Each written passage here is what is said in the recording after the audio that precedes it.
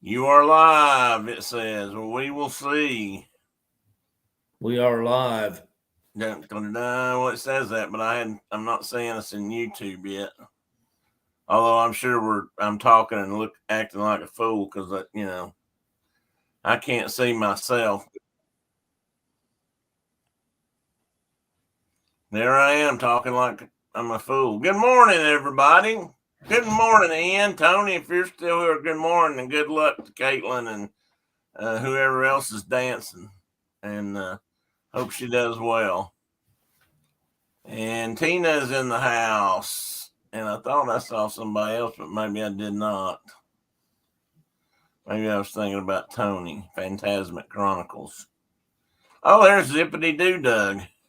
Good morning, Doug.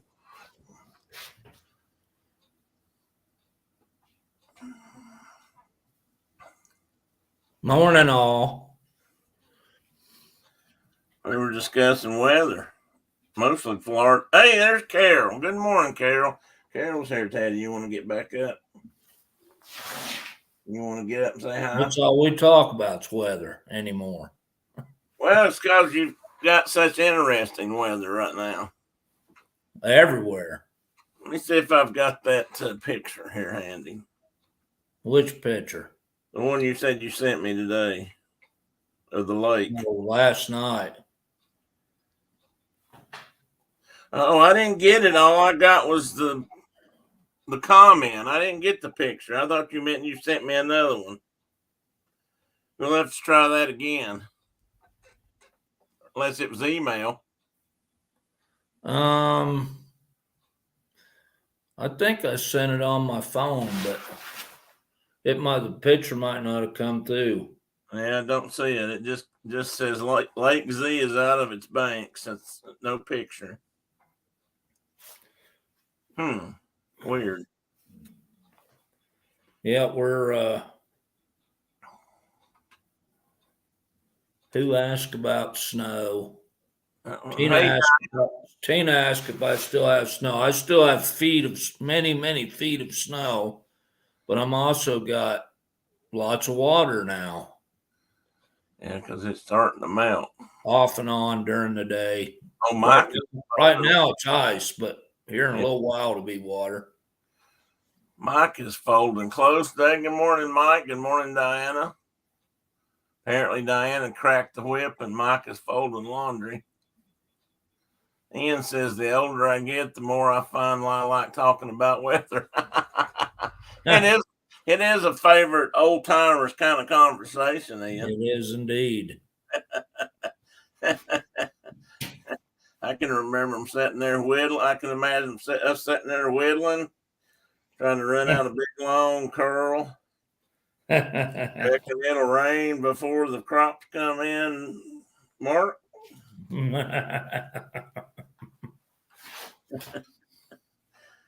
So how's Canada today? Well, they're folding laundry. It can't be that exciting. Well, that's true. Our snow is almost gone, she says. And I have a question, Diana. Does that mean you guys have snow plotted all up and shipped it south, or does that mean it's really melted? And are you guys having flooding issues up here? I don't think you had that kind of heavy snow, though. Oh, sure had some rain the last couple of days. Well, I bet that's melted a lot of snow unless it's freezing rain. Rainy and cool. Ian said they had snow yesterday, but mostly melted. The mountains are white. Well, Mark had, what was that now? Week and a half ago, you guys got 23 inches overnight, and then 32 later it was 70 or 80 or something. 32 inches. 32 inches. No, it never got that warm here. It got warm in parts of Wyoming, but not on this side of the divide. Okay. Send it all to Florida. That's what's going on in Florida. All that snow's melting down there. Yeah, we were in Texas, and I talked to my wife, and the day after I left to go to Texas, it snowed 32 inches. And when I got home, it was just a mud bog with lots of snow still left. But we got snow that's going to be here till August, I'm sure.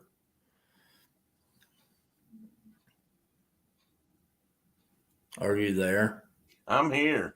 I was looking at something on my thing. I was trying to figure something out, and I didn't get it figured out. Apparently, You disappeared it on me.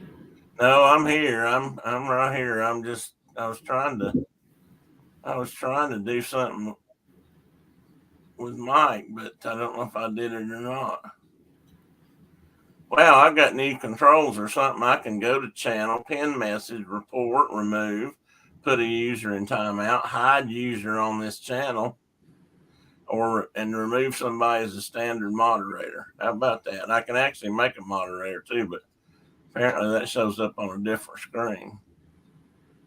Oh, hey John, going after golfs again. I thought those guys were out of season. There's got to be fish running now. Surely there is. Well, he was digging clams the other day or last week when you were gone. I can't remember when he'd gone out and harvested quite a few clams. Well, I mean, it sounded like a lot to me. It might not have been a lot to him. So I watched the show after the fact. Yeah. And you said Mark's off on a testosterone. Did I? Full stop. And I was like, what does that mean? I said that? Yeah, I watched your show. I'm like, what does that mean? Well, I meant you was out with the guys is what I meant. I was off with the guys, and we were getting the heck out of the snow. I'd say that'd be opposite of the testosterone. Brenda, it says flightless bears. Or bear. See? What? My name. I got flightless bear today. Oh, flightless bear. Yeah, can you imagine a flying bear? That's kind of scary. We could raid picnic baskets easier though. Well, they just found one in Australia, which is pretty cool. Not a flying bear, but a flying meat-eating varmint that I'm sure if you were a large mammal, you didn't want to see it coming. Was it when we get into the fossil birds discussion? Well, yeah, you can bring that up. I'd like to hear more about that. But are there flying bears? Well, no. Some of us might say there is, but it's like don't you shake your head. I'm making up a story. Well, now we've all seen Winnie the Pooh. He was a flying bear. Yeah, he flew. That's exactly right. Who knows that he wasn't just picking up his up to the honey tree. Who knows that he wasn't just following his ancestral yearnings to break the surly bonds of earth and fly free. Exactly. So, maybe, and as we get into this discussion, you'll find that, we keep discovering stuff. And who knows, maybe someday they'll find the link between the cave bear and the flying bear, the missing link of bears, so to speak.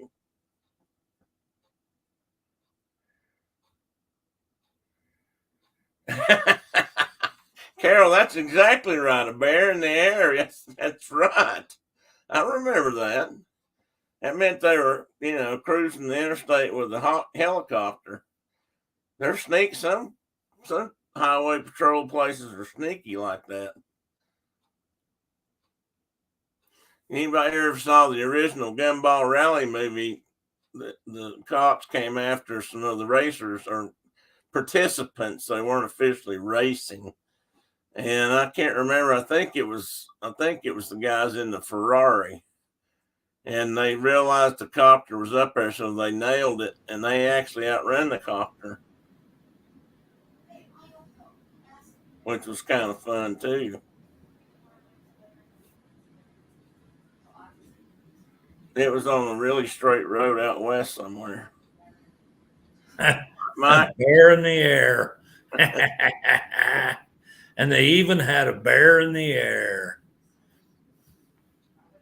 oh, that's okay, Mike. I'm kind of like Garrett in some ways. I'd give everybody, just about everybody, a wrench, but I just, you're around and you can be like the moderator bouncer guy.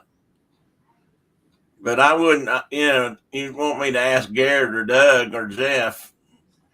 Doug might be, Doug might be okay, but I'm not sure. I'm not sure what Garrett said if I, live on that or buy, take that for granted. I'd have to have some more. I definitely have to have some more witnesses to that before I take Garrett's word on that. Because Garrett's kind of been known to, he might lie about it, or he might. Let's don't say lie. That's a harsh word. But he might make up stories, and they might not all be factual.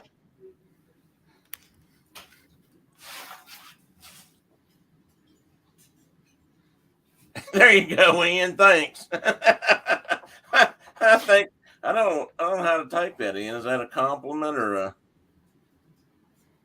hi, buddy?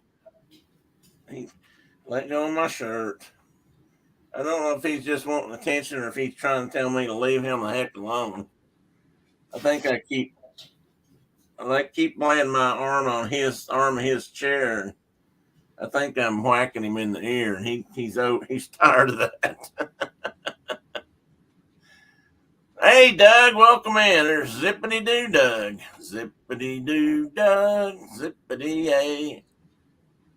No, I have to say Zippity Doo Doug. Zippity Doo Bug. What rhymes with Doug? I don't know how I meant that to be taken. That's okay, Ian. We'll work with it. I can do that. I can handle that.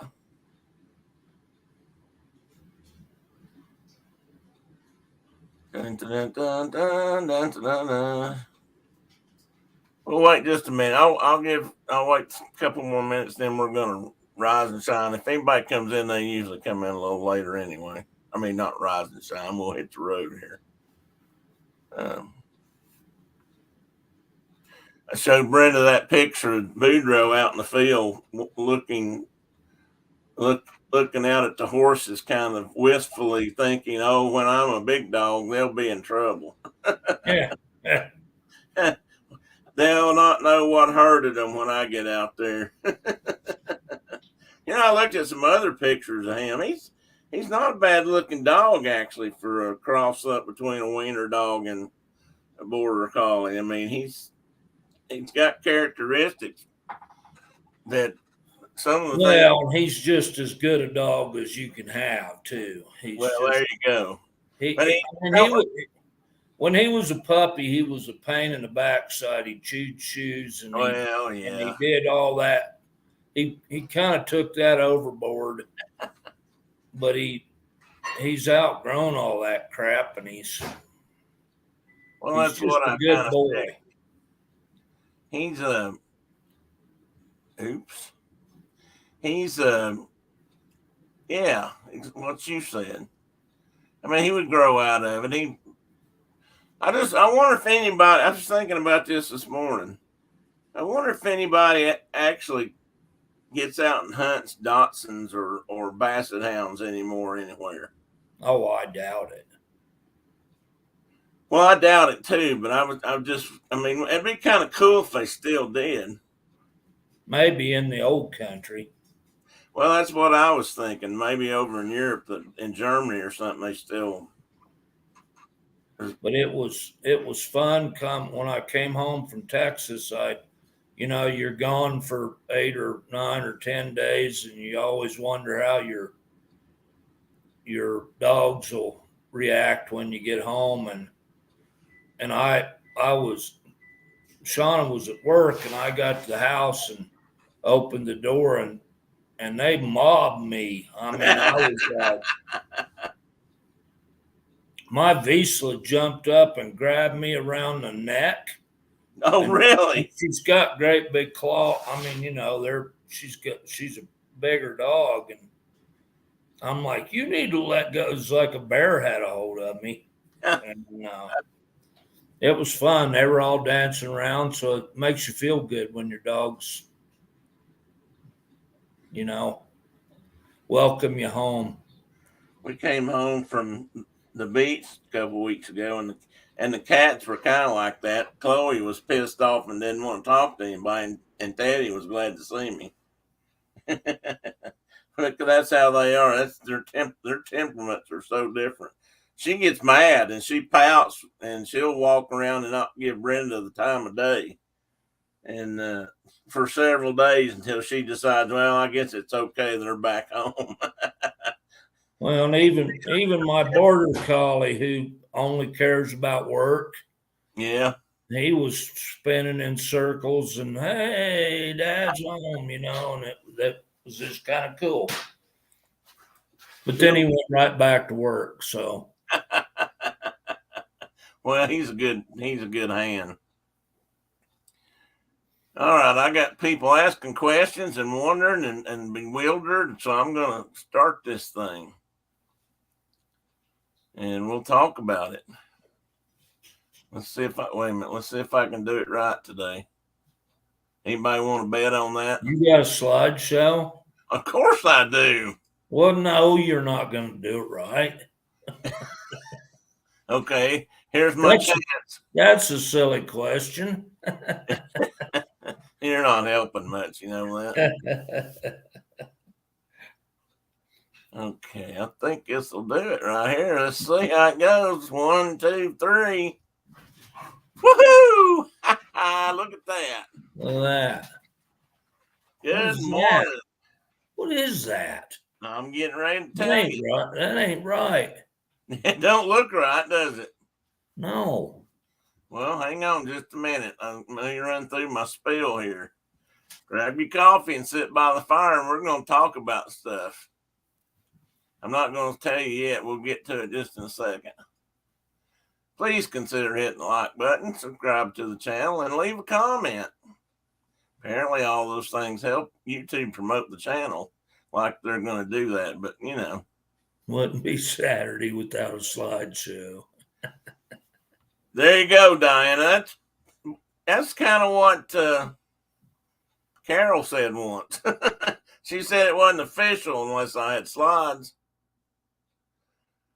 Ian says the suspense of that picture is killing him. Well, let me wait till Mark gets back before I reveal. Oh, coffee. Yes, you'll need coffee. Hurry, Tina.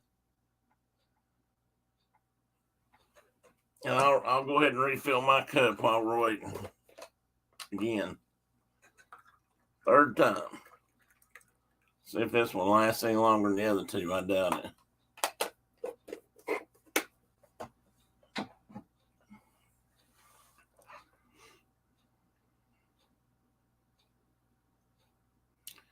There he is, right there. All right. Got you some coffee? Had some. Before we get going. Had to check on a dog.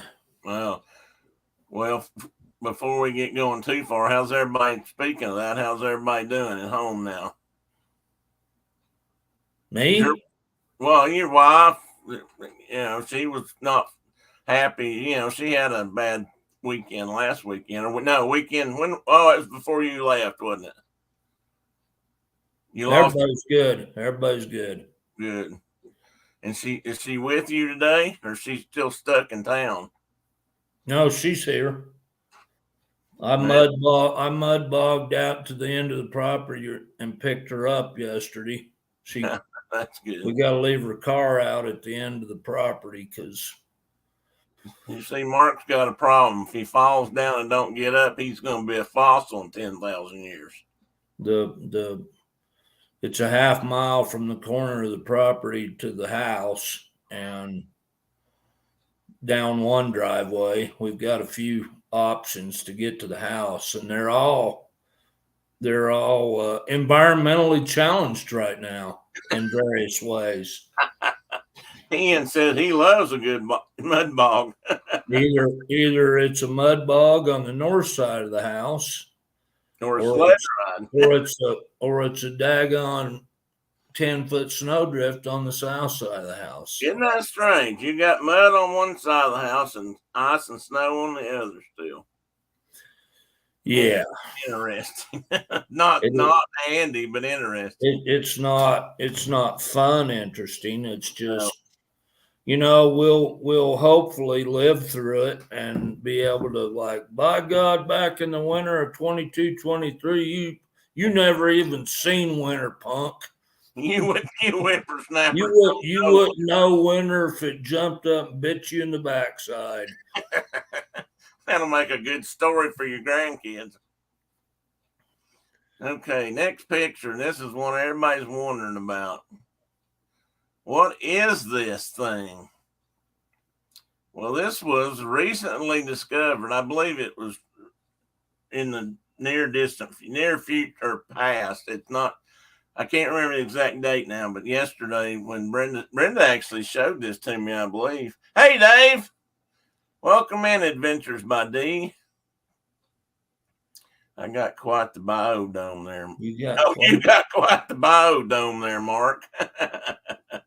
He's got weather. He's got different weathers all around the house.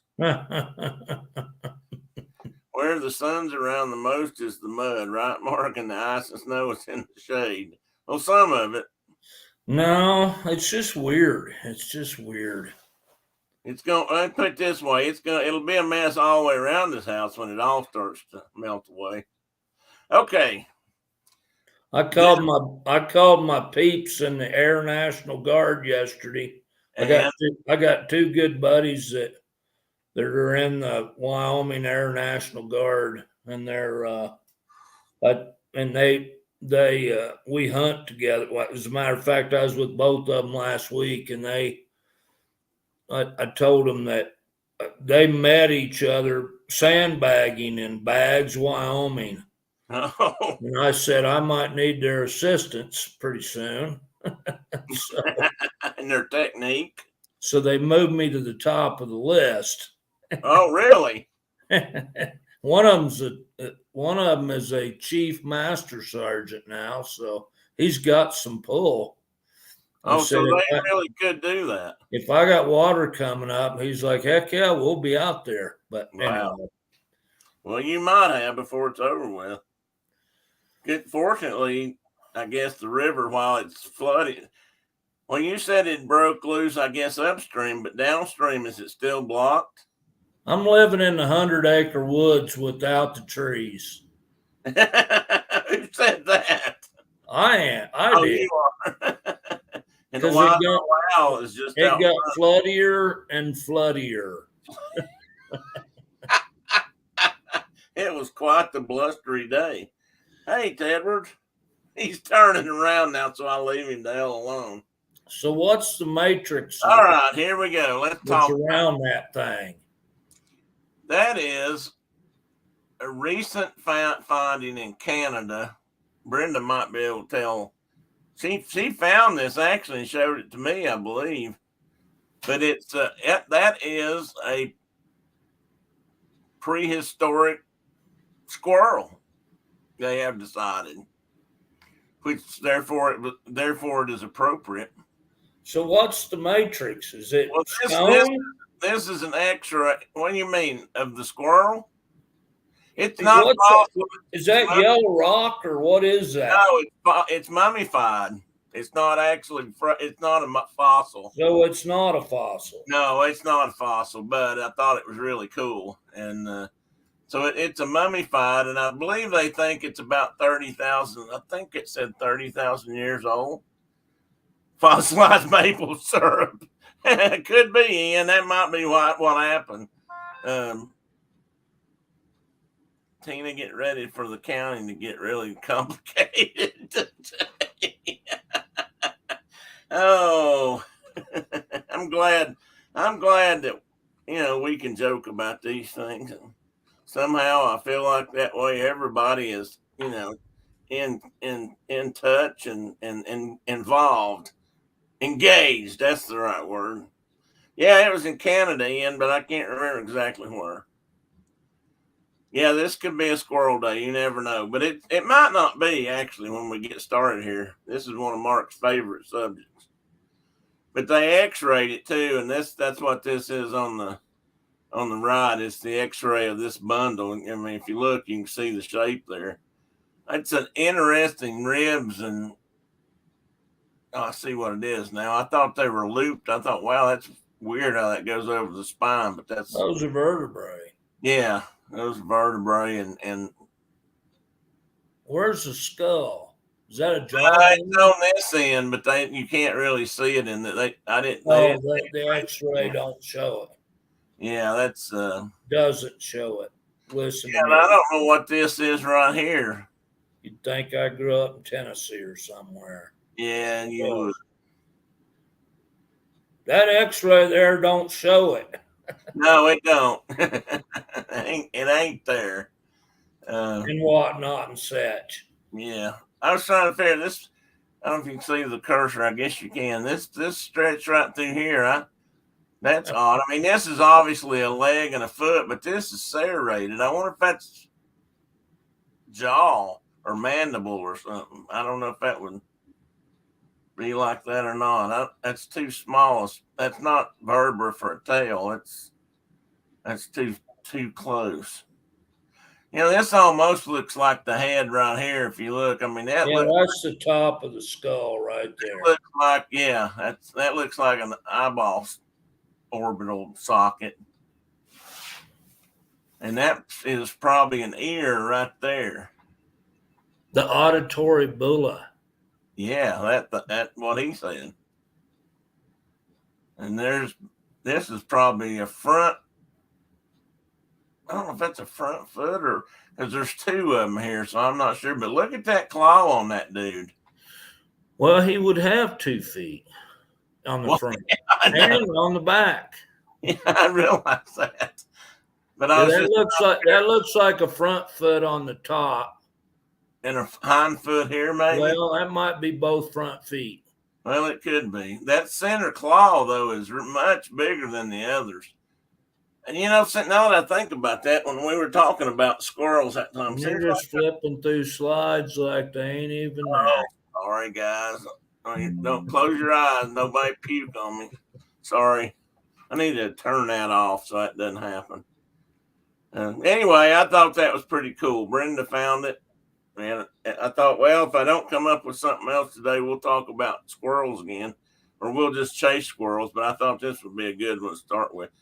And Brenda, if you can, the way I did not find by the way, you did not find it. I don't.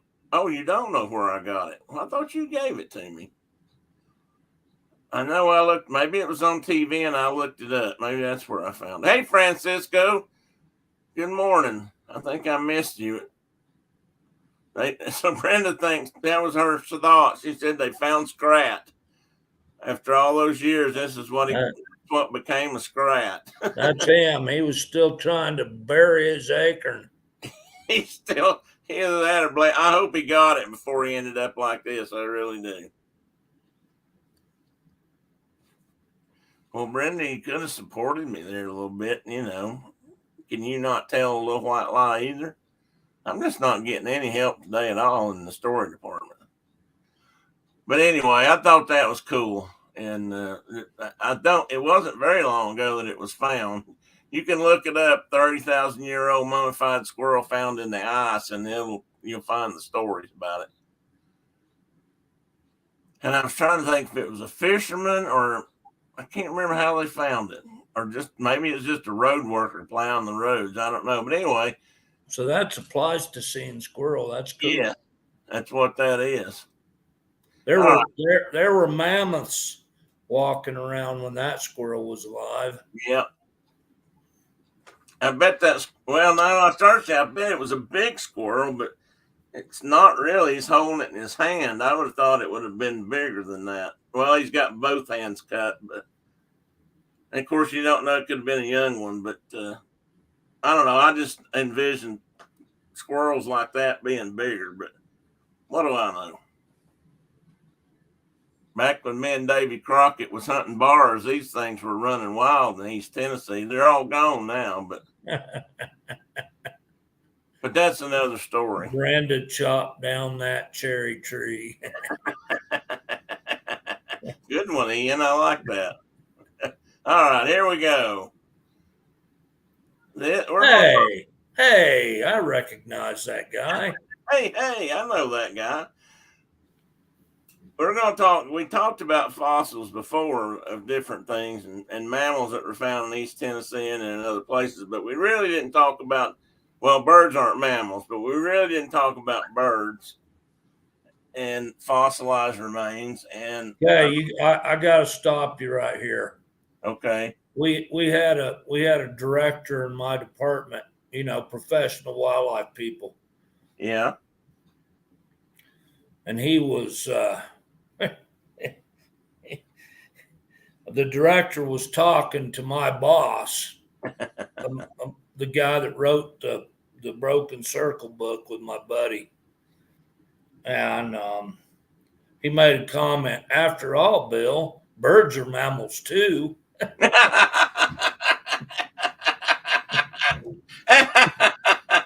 And I think he meant to say that birds were animals too. Yeah, I hope so. But it didn't come out that way. So this was a direct. And we all about fell off our seats because of that statement. We're like, you're like the head of our agency. You can't be saying stuff like that. You can't walk out of here and say that to the public. Birds are mammals too. Yeah, that can destroy your whole catalog of research. Destroy just with one little short statement like one that. Little statement can kill your credibility. Well, this fossil was found in Germany. I got that written down somewhere. It's called the German Solnhofen limestone layers. And if I'm not mistaken, it was a rock quarry, or they were cutting out rock, blocks or something. But they found it there, split it out, and for a long time, or at least when I remembered, well, whenever it was found in 1861, but I learned of it, of course, much later than that. And because I was all fighting a war in 1861, so I missed this altogether. But for a long time, people thought this was the bird. This was the creature that linked the chain dinosaurs to birds. And I don't think there's a lot of doubt these days that birds are our ancestors of the dinosaurs. In fact, Mark might say, or others might say, or I might say, that dinosaurs still walk the earth, because when you really look at them, there's not a lot of difference.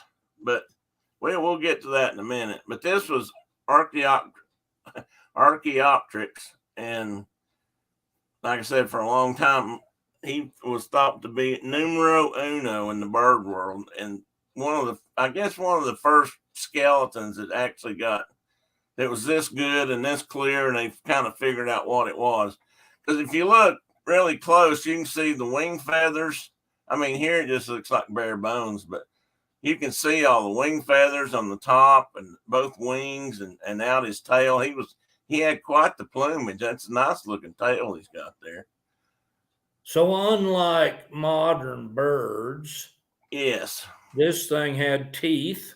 Yes. It had teeth in its jaws like a lot of small theropod dinosaurs, and it had vertebrae. You can see them that go all the way out the tail, which like dinosaurs, which modern birds don't have a tail of that form anymore. We don't either.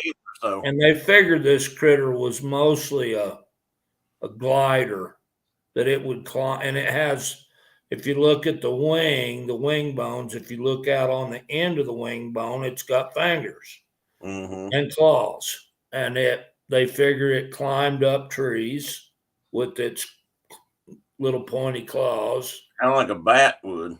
and then it like dove off that tree and like, basically glided to the next perch. Or it's great, probably. It would have been pretty cool to have seen this critter in action. Probably colorful too, I imagine.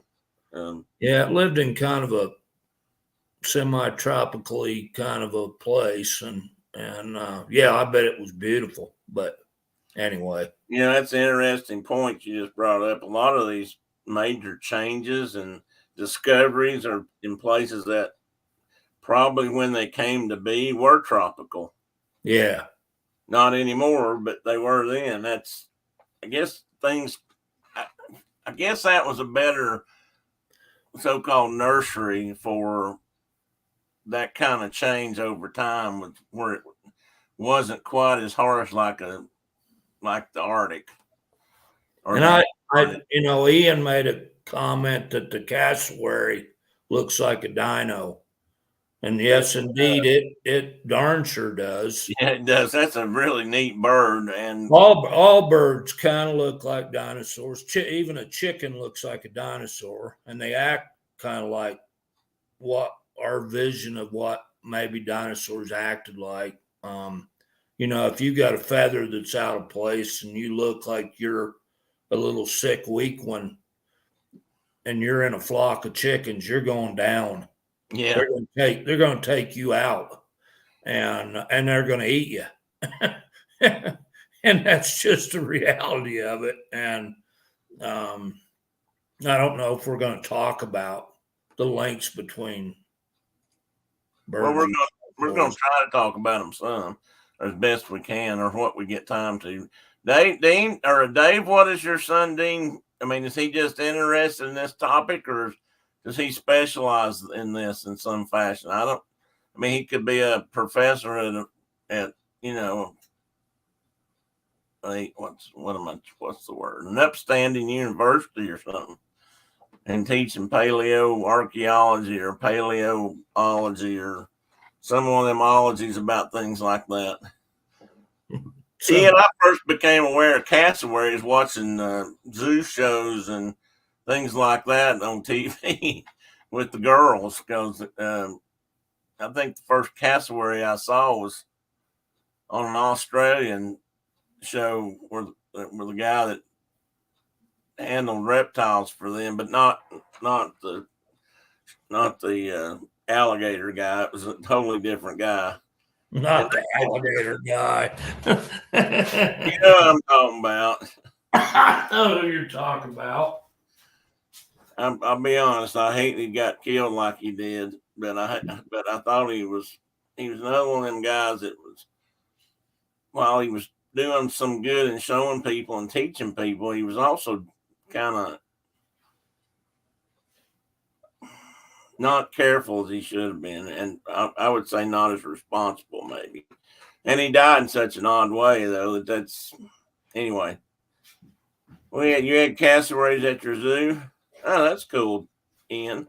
I know they're big old birds, and they're big old ugly birds, and they look kind of like a cross between a dinosaur and a stork in a way, because to me they've got that big head and bill like some wood storks do.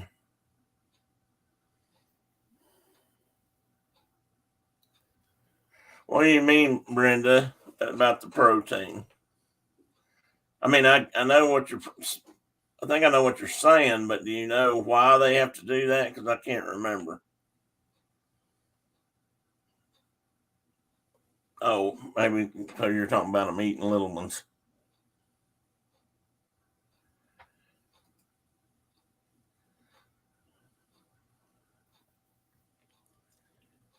Anyway, those are neat. But anyway, this is now changed since about somewhere around the turn of the century. There were some new discoveries made, and since then, apparently there have been quite a few discoveries made, and this is one of them. I think this was the first one that was found in China, and I won't be able to say this properly, but Raptor sinensis or something to that effect.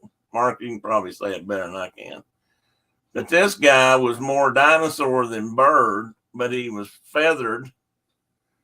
And Mark, I think you were telling me yesterday that a lot, and I've seen pictures of them too in recent years, that a lot of these little guys had some feathers on them. They weren't fully feathered, their wings weren't Yeah, developed. I don't know where you want to talk about that, but I mean, that's that's a small raptor, if you will. It was like Velociraptor, which Yeah. was made famous by Jurassic Park. There Well, was even in Jurassic Park, they've got different size velociraptors. They got the ones that are man sized or thereabouts, and then they've got the little ones that are always running around, biting ankles and stuff. So this guy would have been kind of like that. but they all had that kind of enlarged center claw, and they were all meat eaters, and Velociraptor was a pretty small raptor actually, in that we had much bigger ones here in the United States. We had a couple, the dromaeosaurs they call them. We had a Utah raptor, big raptor that they found just south of me here in Utah, and they were all feathered. I mean, they were when they find good fossils of them, they had feathers on the wings or on their forearms, and they had feathers. Their bodies were feathered with kind of a down, and how I view the world, and I think how most of those professionals are viewing it, is that there's a definite link between birds and those types of dinosaurs. Birds really are just a branch of dinosaur that we happen to still have, which is cool. Let me see if I can open up a picture here and show you a Utah raptor, or at least one, because it looks like there probably are several.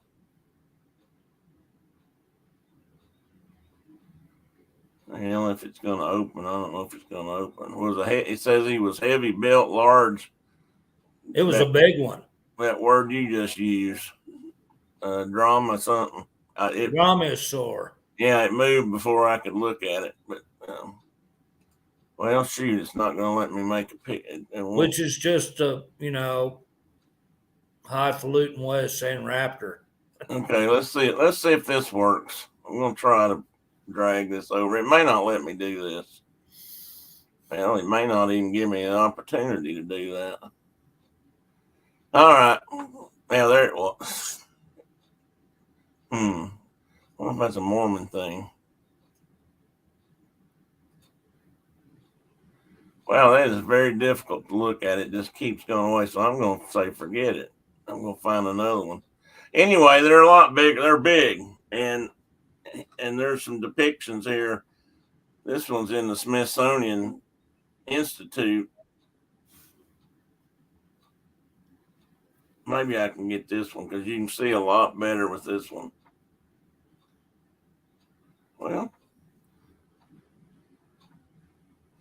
come on, Jiminy Christmas.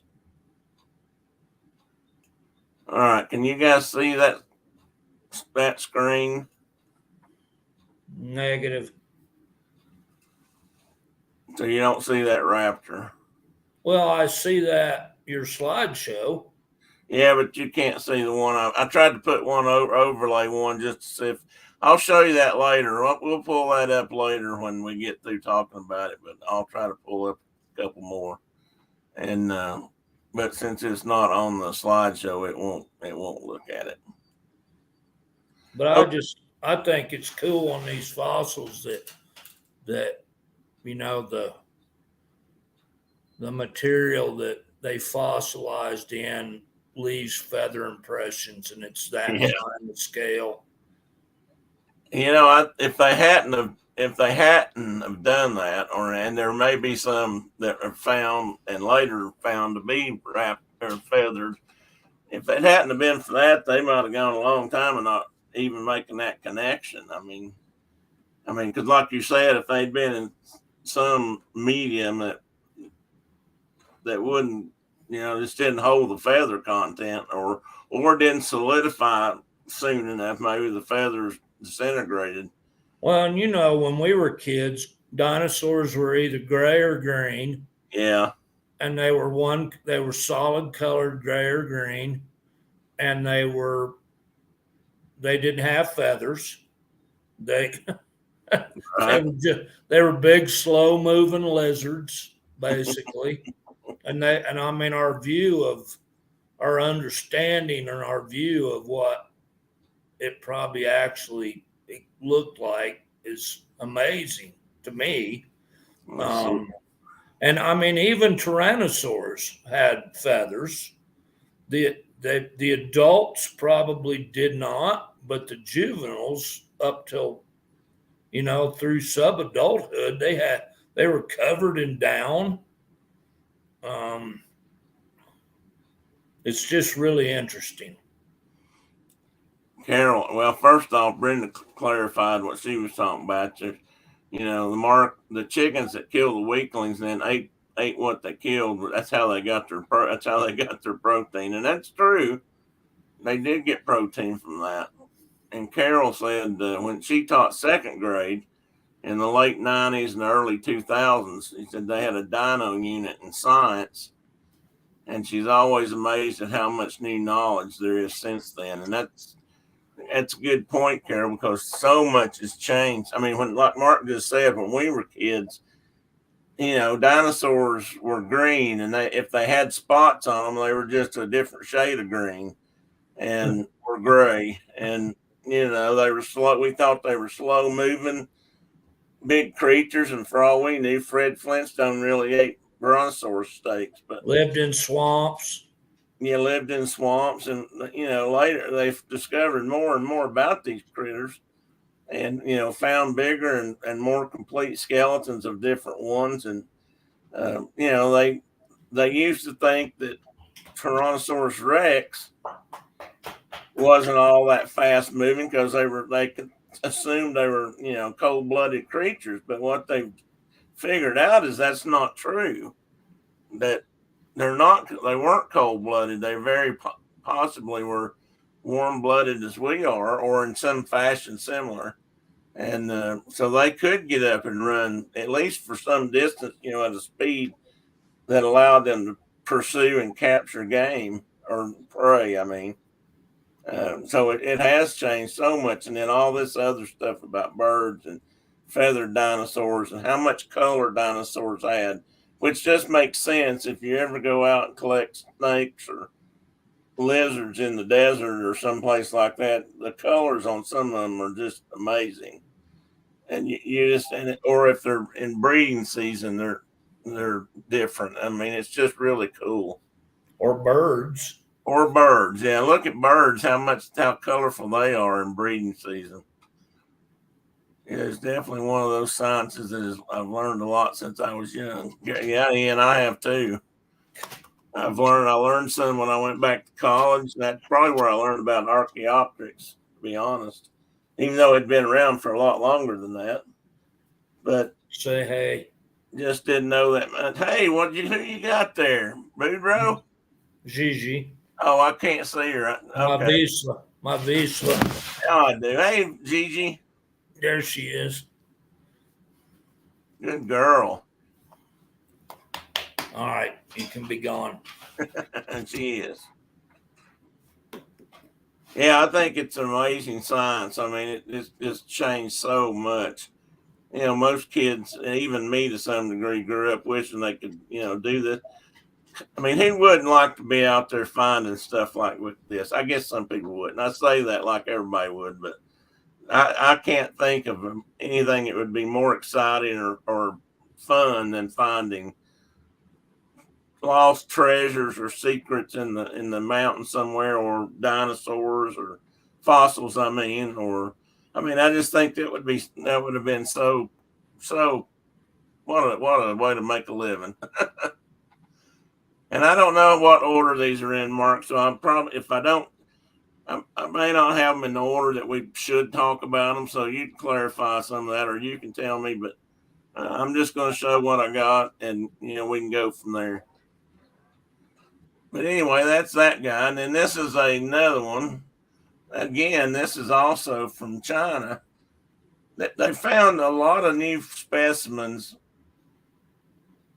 kind of in I believe it's the western. So area. China wasn't open for. Oh yeah, right. That's Politically, China was not open for a long time. Paleontological work. Yeah, and it was all political BS, but they have their own well-trained professionals that are doing this work now, and they're finding amazing specimens over there, and new species added all the time, and it's kind of funny to me. You read some of the articles and things, and it's almost like, oh, well, we've got the original Tyrannosaur over here in China. It's like they're, my dog's bigger than your dog kind of a thing. But yeah, but that's the political side. But they're professionals, and they're doing wonderful work, and they're finding these amazing things, and it's really cool. Well, as a side note, I've known several people that actually worked in China, both with pandas and I think Asian black bears or whatever I'm sorry, my leg's cramping, guys. Pardon me. Taking something to fix that. So my hand cramps up pretty regular, and I just hit it real hard. Let me see if that works. I doubt it. It just aggravates me, and I hit it. Oh, I would most definitely, and it's definitely one of those. Since I was young. Yeah, I mean, and Brenda was excited just to find a shark's tooth, even if it wasn't very big. But it was cool. It's very clean, and it's got good edges. It's a very nice tooth. And and she probably thinks I don't get excited about stuff like that, but I really do. In fact, I was going to show a fossil from the ocean that I think is one of the coolest things they've ever found. They found a lot of them.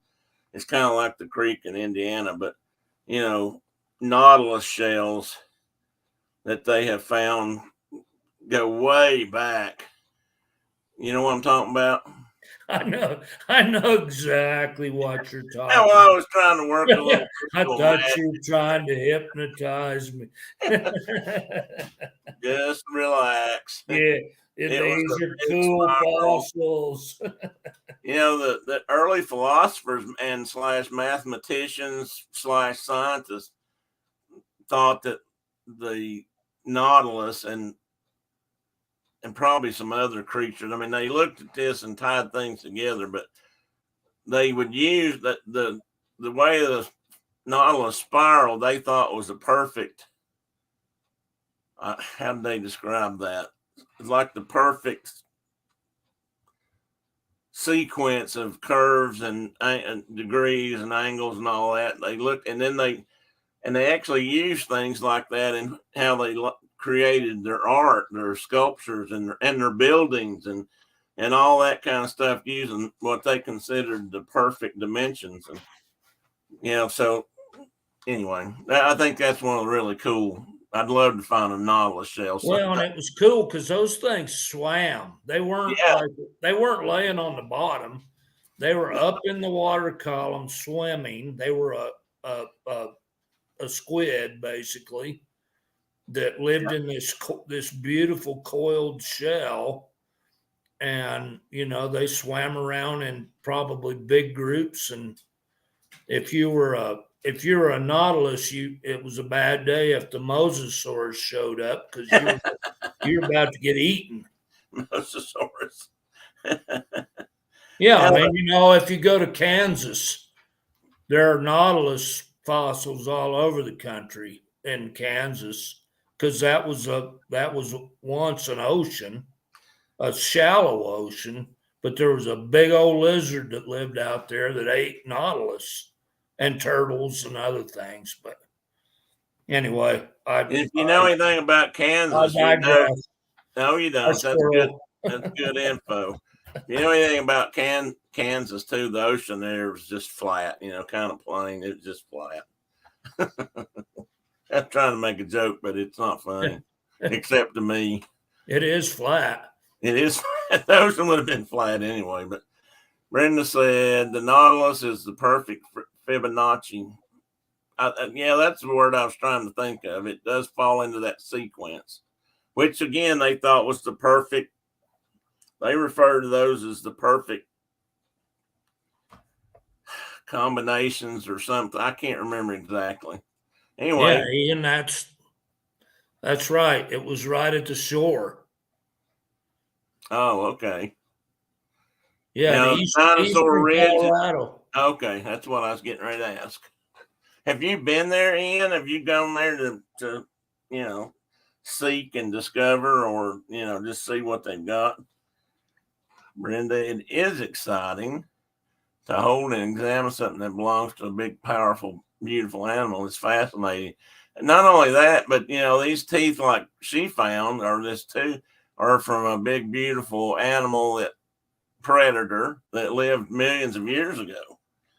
Which is another thing you got to realize on some of these critters is the oceans covered most of the earth at one time, and the sea life that grew out of that and evolved and was there was immense. And I don't mean size, I mean in population numbers. And when they find these beds like nautilus beds or something, they find thousands of them, and they'll all be there. Looks like Mark and I talk about the creek in Indiana where everything you picked up had a mussel fossil in it.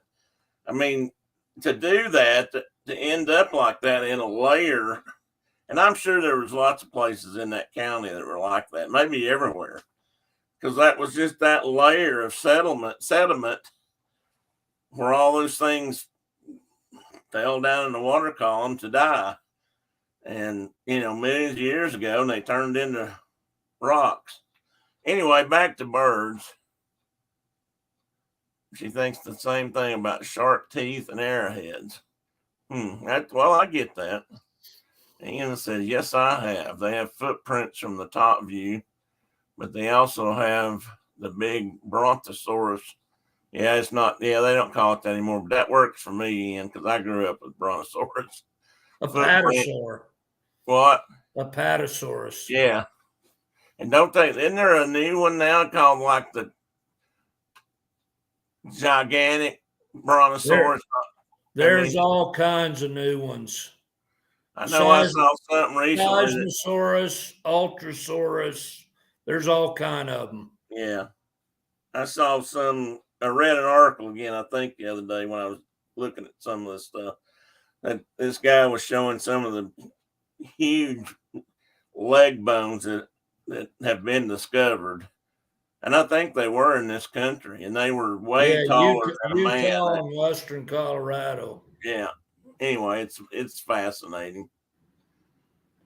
So that's another bird/reptile. This is more reptile dinosaur than bird by a long shot, I believe, but it had feathers, I think, and it had some other features that were bird-like, the head, the bill, but it had teeth, and they were bodies. Well, and the cool thing about some of these feathered dinosaurs that they've found is they've found non-feathered versions of, basically, if you look at the skeleton, it's basically the same critter. It just didn't have feathers. And anyway, it shows a definite link between those species. So is that the what they think, or what you? So like Compsognathus that you were talking about earlier, There was a little tiny dinosaur on Jurassic Park called Compsognathus, and they have found and they found hundreds of skeletons of Compsognathus, and they think it was probably unfeathered, but it had contemporaries, same time period, that were feathered. That they're skeletally, they were very similar, a little different, but very similar. Definitely a relationship there, and they had feathers. And so I don't know what this species is here. Oh, Jeholornis prima. Yeah, well, it's. So are they calling this like the first bird, or?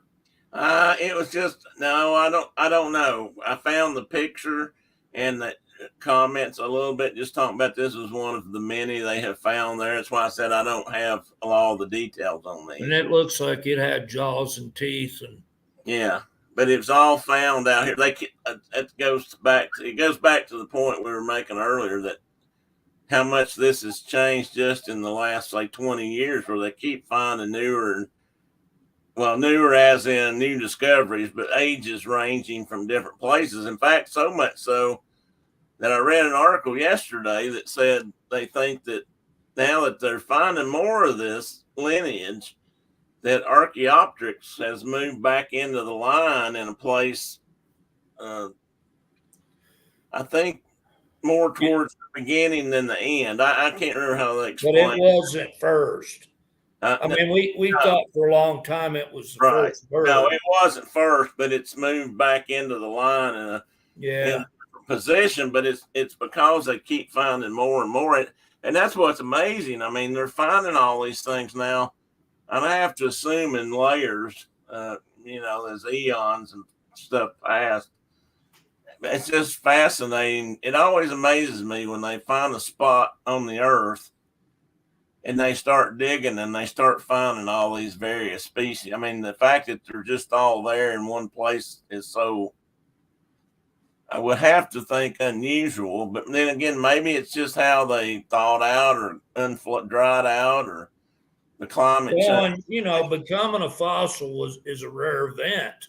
Yeah, it's a hard thing. And so it amazes me that, like, the abundance of fossils, like the Silurian beds up there in Indiana, all that coral and brachiopods and all the shells we found, and every rock's a fossil.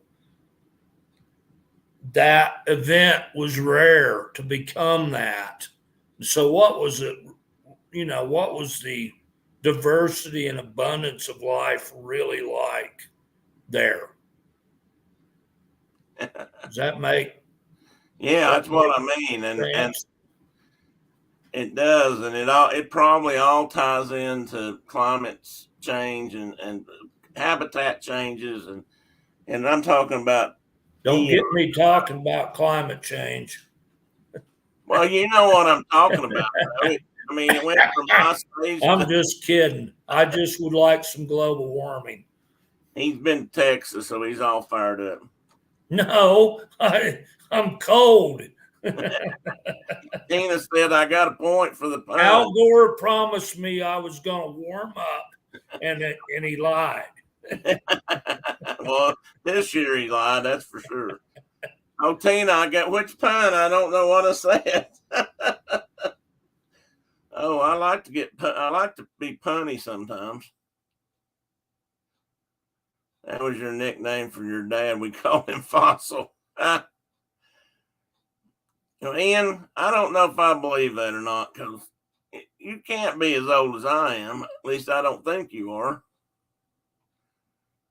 And did I miss this? Oh, no, that's what you were talking about. And Carol said she wishes that she could take her kids there one day. Wouldn't that be fun, Carol, to take kids your age and up to a few years older and beyond, obviously, but that size, and, introduce them to some place like this where they got to see so much of this amazing history and science? It'd be I know I would eat that up.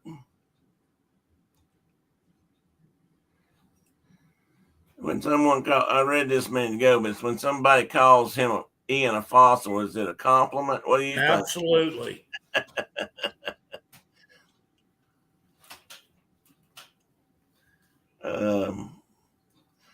Becoming a fossil is hard. Yeah, actually, I did think of that after I said it. I thought, well, obviously they're rocks, but that wasn't what I meant. Yeah. I should have said maybe difficult, but yeah, It's a I'm glad rare you event. do what? It's a rare event. You It got is to a be rare event. buried. That works You got better. to be buried in the right kind of stuff. He's not, but he works with young guys, youngins, and my goatee is more salt than pepper. Yeah, mine's kind of getting that way too, Ian. Mine just nose under the eaves here. Okay, let's see where we are. Let's go to another slide. See what this next one is. Oh, it's a rail. This says Green River Formation, so I assume this is out your way. This is right by my house. Yeah, that's what I thought. So that bird was found at Fossil Butte National Monument, which is 15 miles from the house here. Well, you can see lots of things and here. That was a rail, which most people Okay. don't never heard of a rail, but a grill form. I mean, it was a crane rail kind of a bird. And hang on a minute. Let me see if I can get this right. If you've been, some of these folks are obviously Disney fans. If you've ever been to Disney World and paid attention to the birds in the water there and around the hotels, and especially if there's lily pads and things, there are probably a distant kin to this bird called a gallinule. Gallinule. Thank you. And they walk around on the lily pad, so they sort of look like they walk on water. And that's also a distant cousin to this bird. And I don't know, is a coot in that family too? Yep. Yeah. So and you see lots of those anywhere in Florida. I mean, if there's water in Florida, there's a coot flying around or floating around on it. Tina says, "Well, he was running from the mud." Beep beep. Or ever how he said it back then. So this particular formation, the lake was so deep that the bottom was anoxic, without oxygen. So stuff that died, it was also a pretty active volcanic period, and there was a lot of bad air, and things would die, like you'd have mass deaths of fish and birds and bats and all kind of cool stuff. And these things, that in that particular fossil lake, the lake was so deep they would settle to the bottom to the anoxic zone, so you don't decompose and you get buried by sediment, and after a gazillion years you become something cool like this. Exactly. There you go. So that's really cool. And I was going to say, there you go, Ian. Lesson. Here endeth the lesson. We better stop right there. I was trying to say that aerobic, or anaerobic, whatever, that's, that same kind of idea. There's no oxygen. And when there's no oxygen, that really changes what happens to things like this. You get a whole different. And I mean, look at the preservation of that skeleton. I mean, it's really good. It's perfect. And they've found much smaller birds with feathers even, and they found in the same formation, and they found bats with the wing membrane still intact. So a person can, like a member of the public, can come to this part of Wyoming and go to private quarries and give them a little bit of money, and they'll let you dig and keep your fossils unless you find something cool like this, and then they claim it. They get to keep it in those places. Yeah, they have a very specific list of, like, okay, if you find a bird, or you find feathers, or you find a bat, or you find a crocodile, or you find something cool like that, we get that. But if you find a bunch of like these fish that look like gizzard shad, you can have them. Yeah. And there's a bazillion of them. So, right. But they're still cool fossils. Oh, they are cool fossils. And you see, which is another thing about this that I'm not going to get into. Well, I'm going to bring it up, so who knows.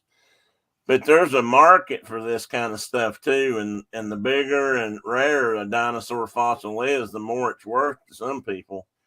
In fact, there was a show on TV a few years ago, or it may still be out there, about the ranchers out west that in Wyoming that dug it, looked in places and found fossils and actually sold them, and helped keep their ranches going. Like in wintertime, like now, they had a shop where they can restore and preserve, and it was pretty cool because they found a lot of neat stuff. In fact, I think that's how Susie was found, which was the most complete T-Rex I believe ever found, or it was then.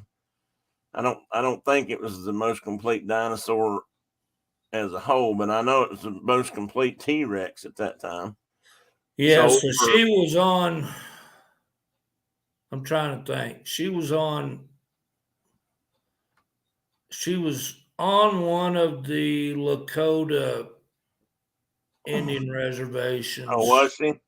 But she was on some ground that was, there are inholdings within the reservation boundary that are owned by non-natives. Right. And I mean, it was a bad legal entanglement. Oh, I bet it because of the value of that creature when they finally excavated it completely. I mean, it changed kind of the deal. Mm-hmm. And it got pretty ugly, I guess. So yeah, I bet. I can't tell, Mark. You know about this fossil? That looks like an inch scale to me, although it could be centimeters. Well, that bird's about, as I recall, it's probably 10 or 12 inches tall, like a big rail, like a Virginia rail or something like that, or a king rail over there on the East Coast. So it's as that bird, and I don't think this is accurate, but in that fossil, it shows the legs being spread out like I'm in a running position. About 9 inches looks to me like. Hang on a minute, guys, I dropped something. Yeah, I don't know. I suspect that's a centimeter scale, but yeah, that's what I was thinking too.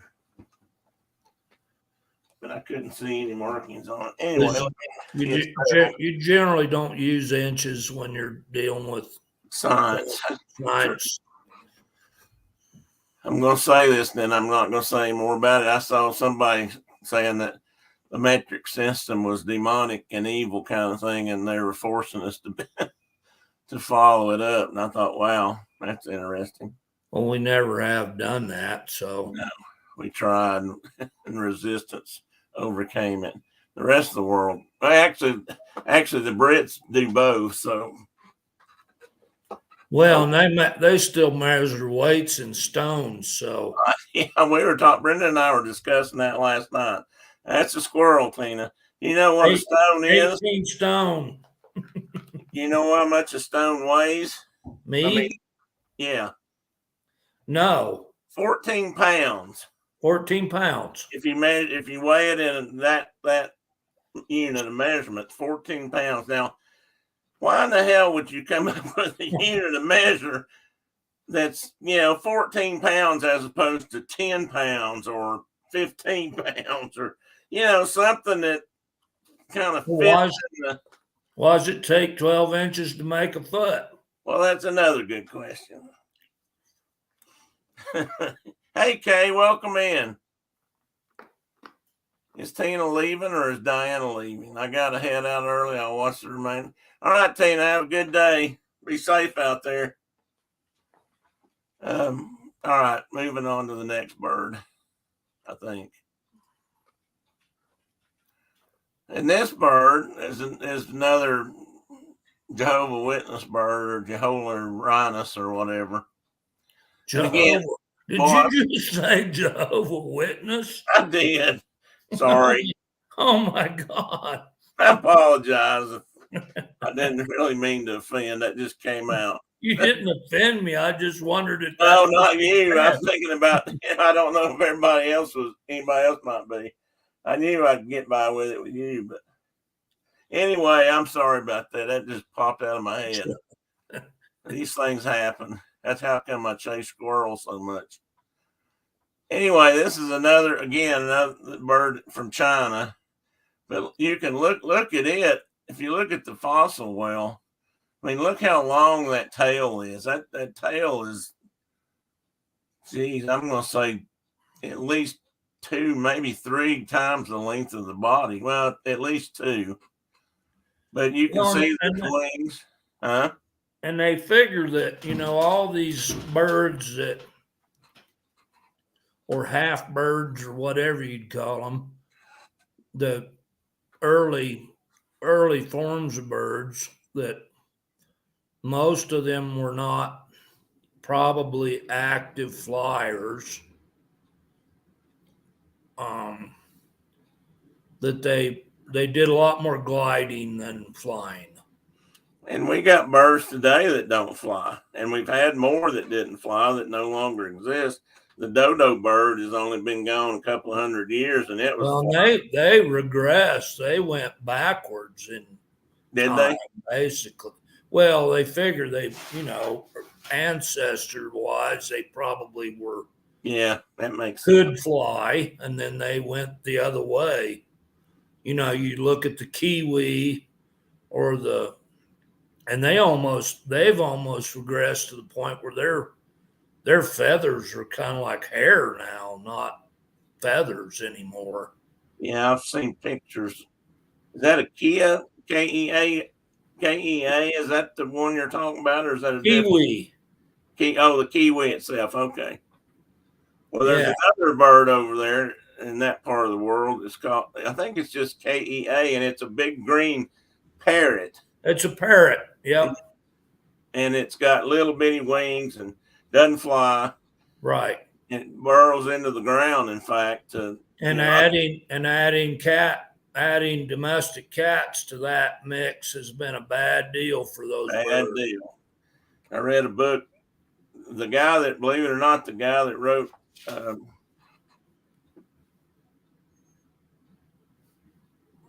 okay, brain, fire off here. The Hitchhiker's Guide to the Universe actually wrote a really good book about endangered species and extinct species. And really? Yeah, he did. And it's actually, I used to have a copy. I don't know if I still do, but he actually did. He got interested and / concerned about that. And he wrote some other books, but somewhere right after he wrote Hitchhiker's Guide, which the movie sucked, but the story's a lot funnier if you hear it like it is in the book. But anyway, and he got to go out and visit some programs that were working with a lot of these species. And that's where I first learned about the Kia parrot or whatever it's called. Douglas Adams. Douglas Adams. Yes, Ian. Thank you. Diana's leaving too. Does that mean Mike's gone? Or is he hanging around? Come on, Mike. Hang out with the boys. Well, I kind of liked the movie. Oh, did you? Well, good. Some people didn't like it, some did, but so I read the book too. They both have their value. I was first introduced to Hitchhiker's Guide off of something that Phil recorded and then showed me on National Public Radio where they were doing it. Oh And yeah, reading the book. no, they were actually. It was like, well, maybe it was actually. I guess it could have been, and it was a 10-part thing or something like that. And he had it recorded or bought the tapes or something. Notice I said tapes. But it was all just oral. There were no video, and it was really, really funny and interesting. I thought, but some people liked the movie, some people didn't. But anyway, okay. On this picture too, I wanted to point out, and I've got a couple of these. You can get an idea of the bird creature versus a human creature, and kind of get an idea of their size. That bird appears to have pretty developed wings, so he might have done a little bit of flapping. I don't know, but he would have been a good glider for sure. And Ian's playing an old DOS game about the hitchhikers. Was there a game? I didn't know that. Okay, and here's an example of maybe that bird, and or one. I think it is that. Oh, is that bird? That's a fossil I used earlier, but this is what they think that creature looked like. And so you see how colorful it is, and wow, that guy's got some pretty good. Well, and that's obviously totally speculative. Oh yeah, it is. It absolutely. But this is an example of what they think some of these things might have looked like. Yeah, when based on the habitats they might have lived in, and our current bird life, what they might have, how they might have been colored or not. And again, look at this bird. I suspect it was way cooler than we can even imagine. Oh, probably. And since everything else was green and gray back then, and the world was black and white because color hadn't been invented yet, right? This would have been a really bright spot in the world. They didn't have cameras back then, Ian says. There was no up, there was no down, there was no side to side. This bird, look at the wing on this bird, and I'll assume they took that from the skeletal fossils. But you look at that wing, there are at least two of the wing bone or fingers, modified fingers, if you will, that have really good claws. So this bird again probably climbed up a tree and then, glided down. And with those wings, he probably could glide a ways. Now I'm going to probably move out of birds and move into something else. But we can talk about this more or later, depending on how they didn't have cameras back then. Well, Fred Flintstone did, but Flintstone and the bedrock was just in a kind of an isolated area of the world, out around Hollywood. And I threw this one last bird in here. Well, no, that wasn't one I thought was coming up, actually. So he is this kind of bird, and you can see that it's got much higher developed wings. And a tail that was built for flight, probably. A tail that was built for flight, and they think this bird did fly, if I recall reading correctly.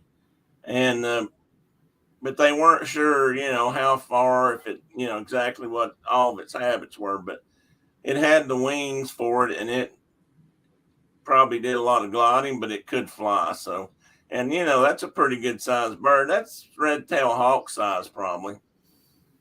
I don't know. The wingspan might be longer, but to me, that looks like about a size of. Yeah, but it probably flew and soared and did the whole. I don't know how the tail could fan out, but yeah, but it definitely looks like it's a tail mate, like you said, built for flying. So that's pretty cool. And you can see the feathers from that bird if you look.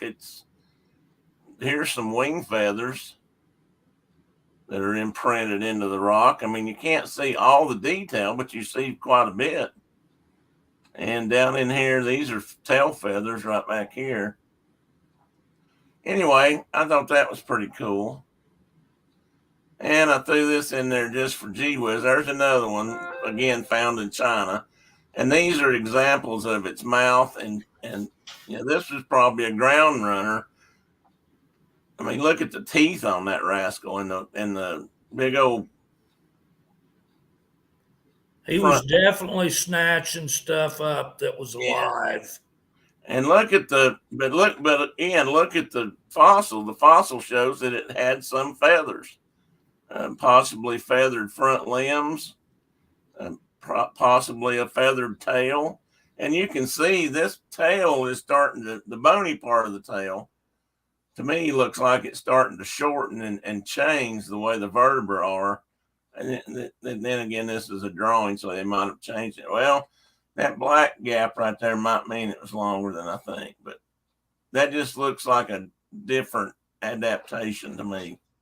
Well, that's just a missing section of vertebrae. But yeah, well, maybe that's just it. But anyway, that was another neat one. And the feathered, partial feathered, you and I talked a little bit about that yesterday. Some of these little guys had feathers when they were young and then lost them as they matured. And some of them probably did just the opposite of that, for that matter. But looks like it's got great big long tail feathers. Yeah, it does. I think I have another picture of this bird. Or drawing. Well, that one's cool. This one's the oldest known true bird skeleton, supposedly. And you can see that it is much, much different if you start looking at wing bones. Also found in China. Yeah, also found in China. In that same quarry or area of stone out there that's yeah, they've got some really good stuff. It's just puking this stuff up. Pardon the expression. Oops, that's holy crap. That's changing subjects there. So is there anything else you would like to add about birds? I recognize that painting. Yeah, I thought you would. I'm going to tell you a funny story about that in a minute. That's a Chauvet. No, I know we haven't. Things will come to mind, but right now we're good. Yeah. Okay. But look at the development. So if you look at the wing feathers on that bird right there, it was definitely an active flyer. The leading edge of the feather has got short barbels, or however you would say that, and the trailing edge of the feather is got longer barbels, which would suggest flight. Yeah. And they were specifically meant for flight. And like a modern bird. Yeah. And while it doesn't really show it there, the tail looks like it would have been much shorter. And in fact, maybe it does. Maybe the tail just got compressed in on top directly. Maybe probably no tail vertebrae. It looks like it's just a bird. Just a bird. A bird is a bird is a bird is a bird. And this, I'm going to show some more different. I might have shown a couple of these, but this is. We were talking about this yesterday too, because this is stuff that Mark, or at least some parts of these critters, Mark either can or has found out in his country. So these are woolly rhinos. Yeah. From Europe. Well, this cave painting is in a cave in Chauvet. Oh, I thought this was in a bedroom near you. Well, it is in a bedroom. It's in 2 rooms near me. It's in my old living room, and it's in my grandson's bedroom. And it's one of the oldest known human artworks in the world. Yeah. I can't remember the date. I'm thinking 50,000, but it might have been 35,000 years ago.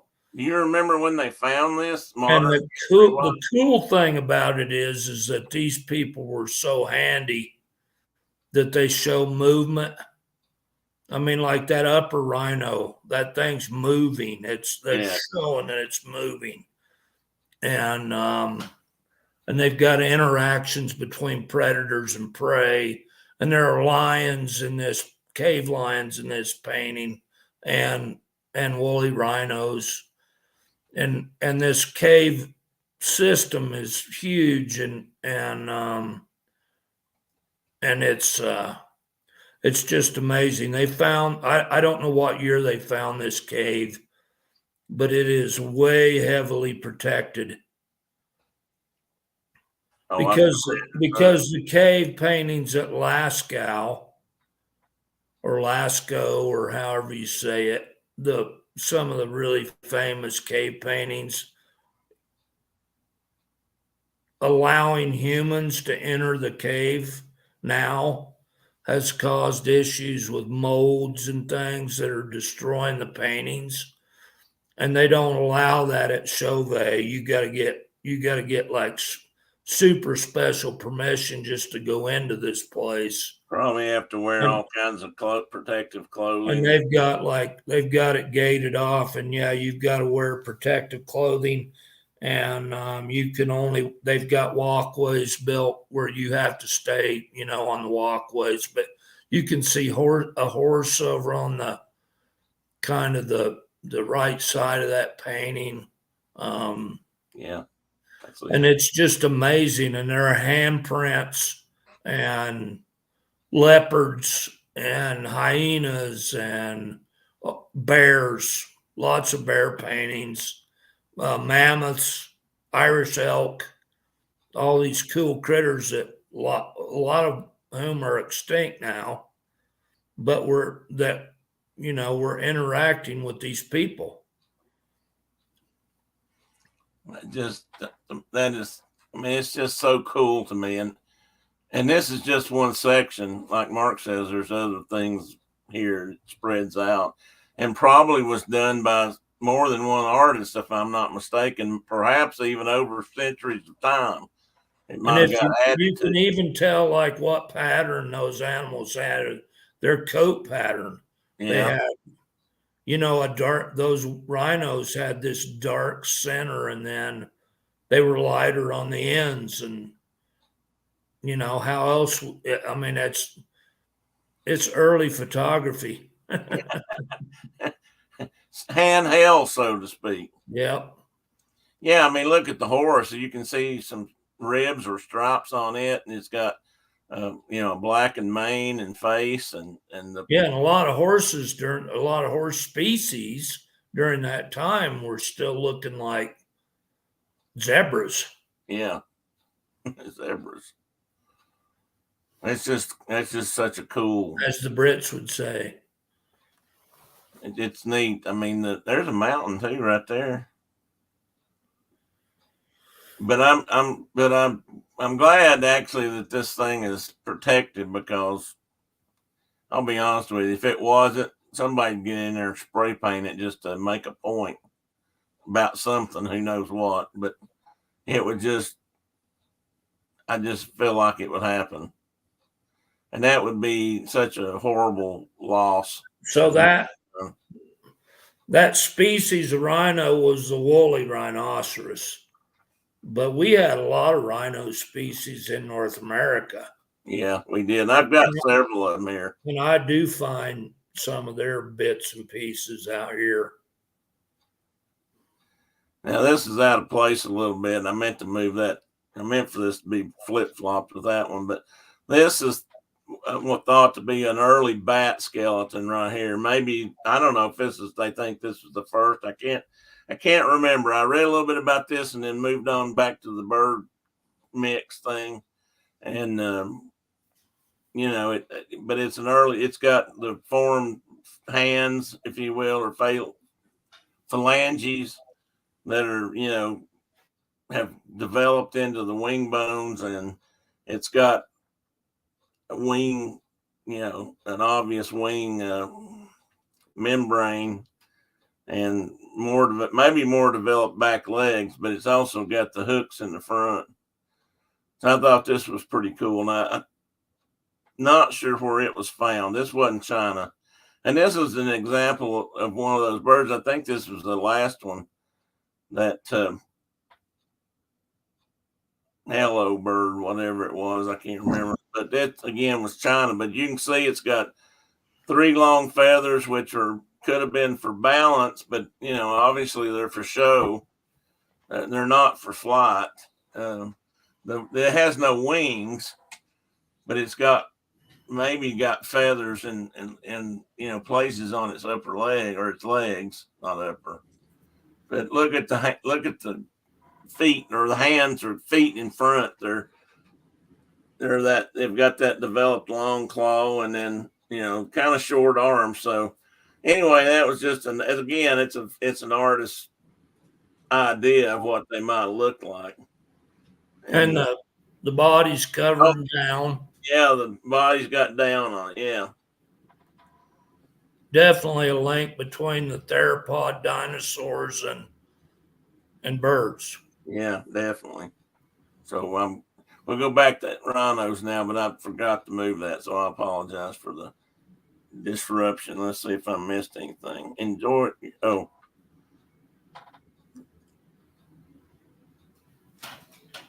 Yeah, I'm going to try to go back and look at that later, Tony. That's what I wrote. And just more congratulations to Tony to pass on to Caitlin. Mark, I'm glad that you're protecting it. Oh, they're protecting it. Yeah, it's me too, Carol. It's just these kind of things. I mean, I'll give you a good example, and you can call this a squirrel, count this as a squirrel if you want to.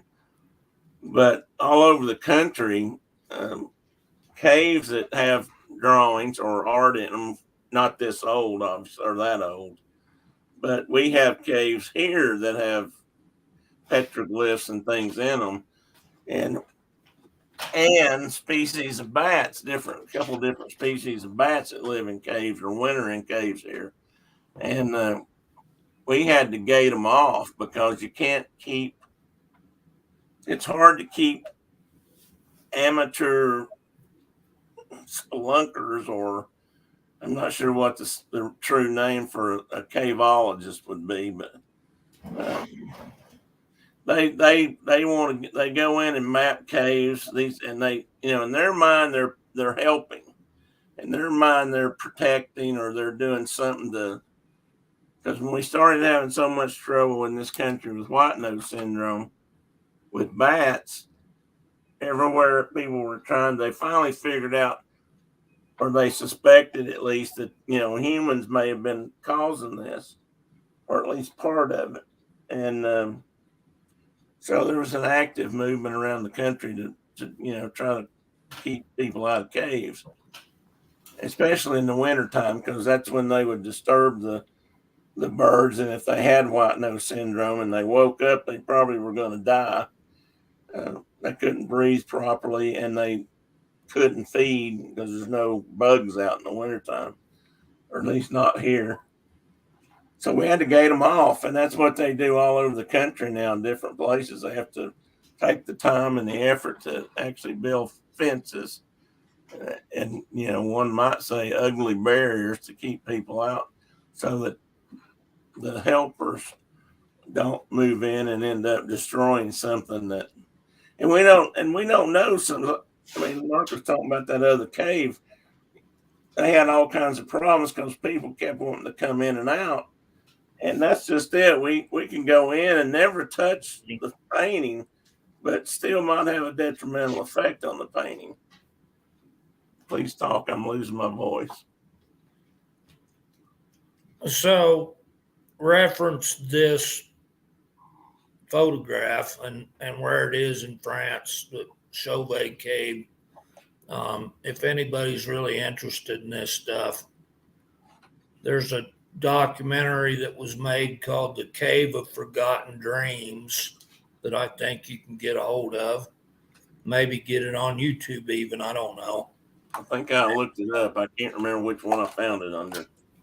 It's I have a DVD of it, but it's I had one of my coworkers turned me on to this the existence of this cave, and he's like, hey, like he wasn't married at the time, and he said, hey, one of these days I'd like you to paint some of this on one of my walls in my game warden station.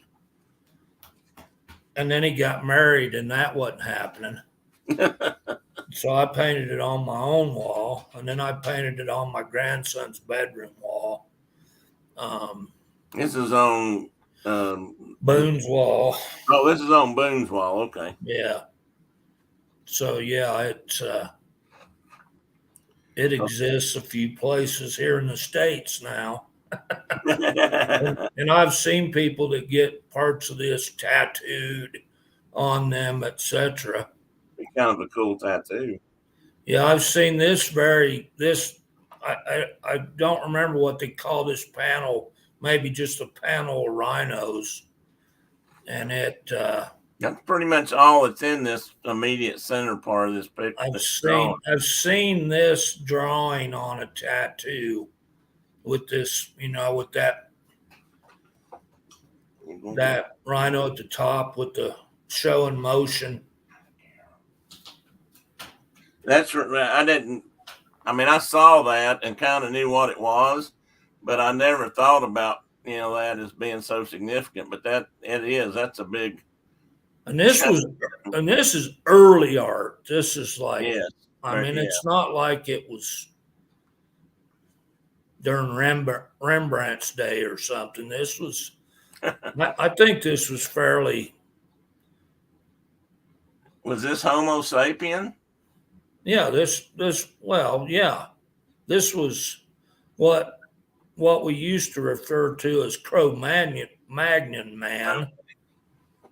This was Homo sapiens sapiens. So but at the same time these paintings were being done, there were still Neanderthals living there.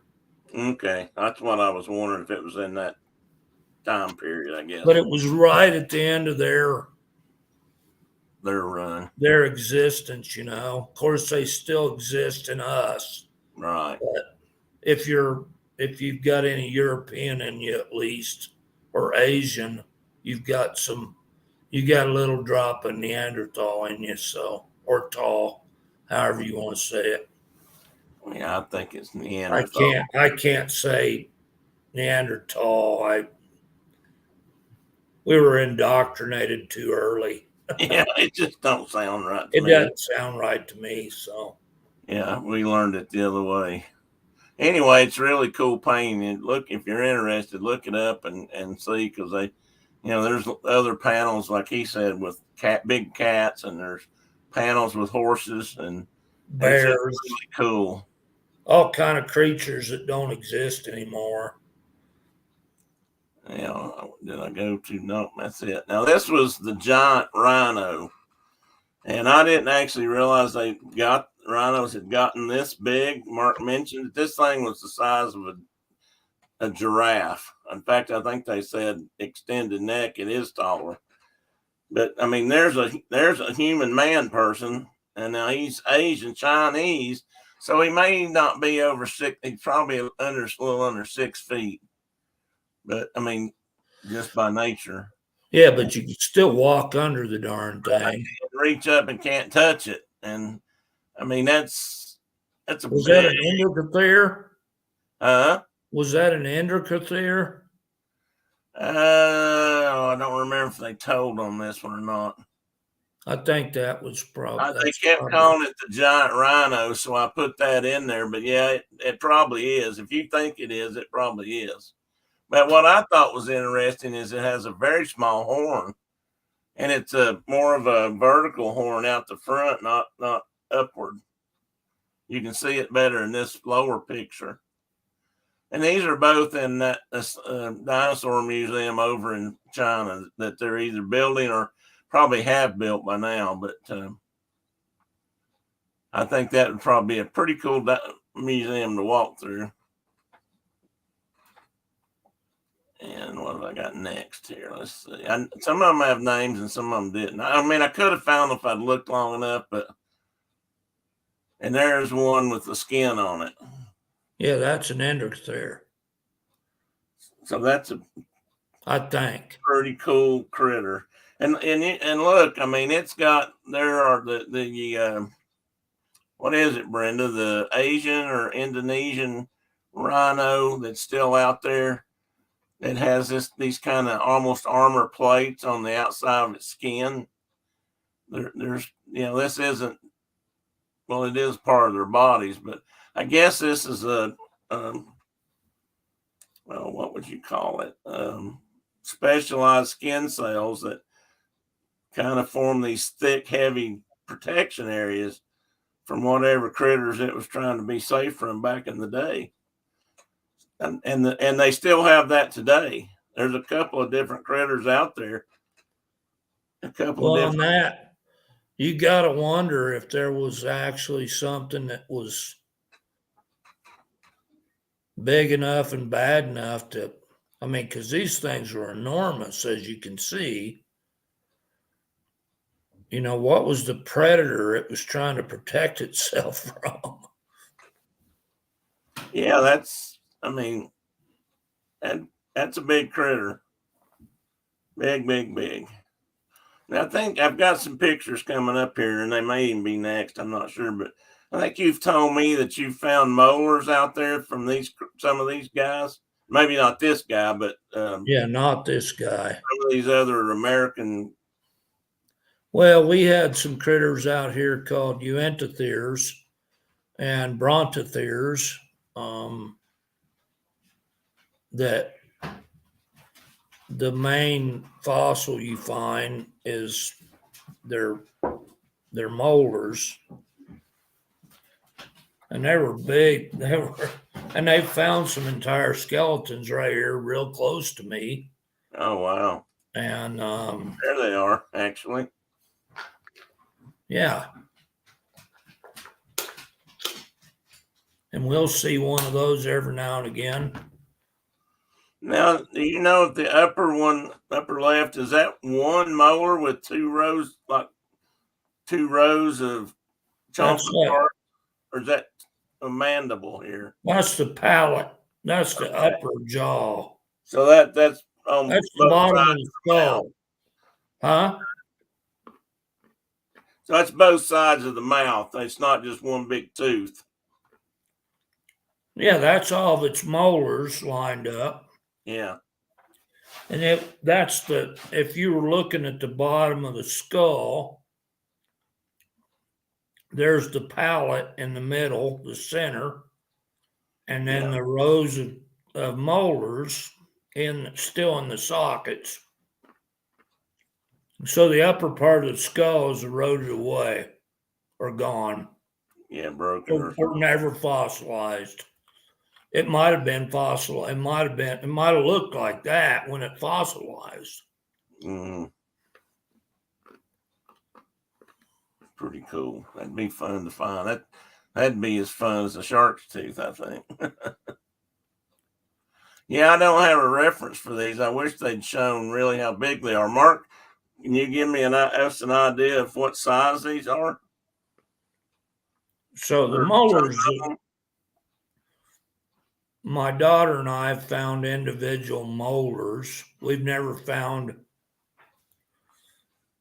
like a skull, but the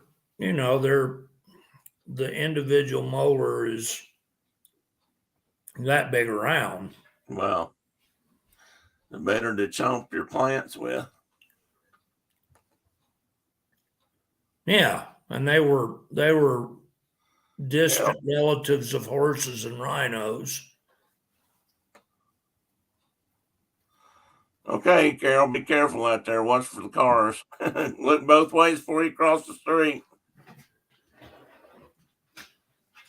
Running practice. Yeah. They got like a cage full of lions, and they open the door. Okay, kids, run. Or not. Your choice. But if you don't run, you're not passing the class. That's going to be a big fail. Okay, and this next one, I've got two pictures, and I believe they're two different rhinoceroses. Let me get there. So there's a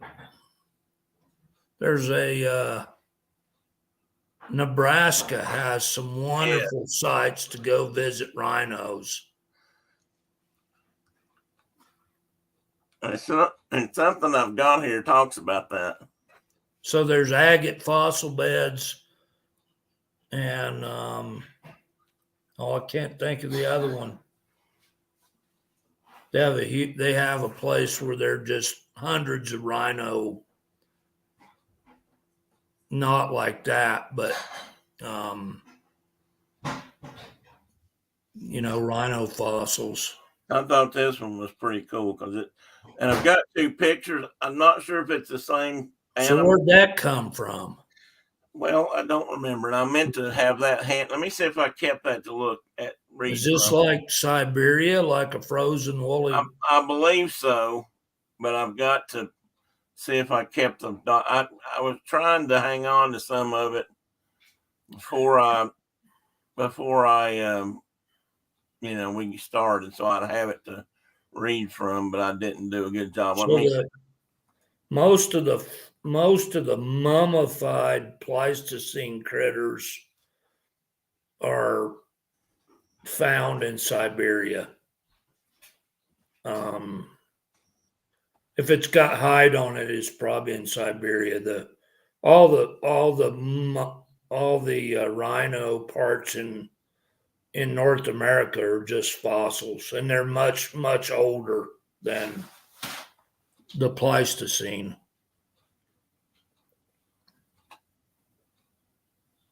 You don't have to be faster than the lion. Just faster than me. Oh, I didn't turn my camera back on, did I? Now I can't find me. Where'd I go? Oh no. Oh, there I am. This was yes, this was in the Antarctica, in the Arctic. I mean, I found it was a Wikipedia article actually. It had this one in it. It's a young rhino. It was discovered by two hunters. In Alaska. I mean, not Alaska, in Russia, of course. Yeah, in Siberia. They named it Sasha. And the dental analysis shows that the calf was about 7 months old. So this would have been a pretty small one by their standards. And I've got another one, but I don't know if I've got any info about it either. Hang on. I apologize for that. I let us down on that. Now, that's a different animal because look at the tusk. I believe the last one. Yeah, there was that not tusk horns. I mean, excuse me. And this is obviously an older animal. Yeah, that's an adult. And they do think this was an example of where climate was changing, and this critter was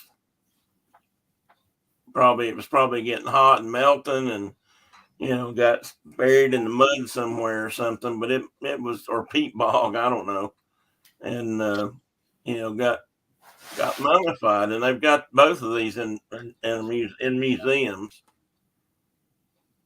And there's what they kind of look like. I mean, that's what that one might look like. Two horns. When the front one seems to be more exaggerated on these than modern day. Although some modern day rhinos have a pretty big, large horn in length, but it's woolly, as you can see from this pencil drawing here, which actually is pretty good. And here's examples of things like the horn and part of their faces and toes. And these were, I don't know, were these all three-toed critters, Mark? I think so. Odd number.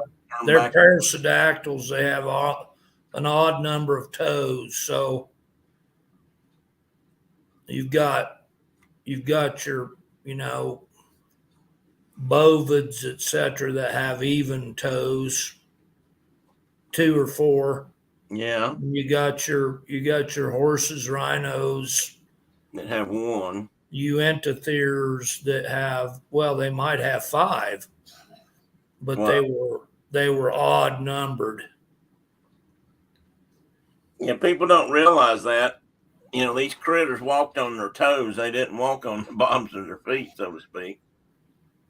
Yes, Ian, Mark knows his dinos, but then again, Mark knows just about anything he's interested in. So, and Mark was like this when he was a young child, when he was born, and the wise men came, the stars shone, and all that.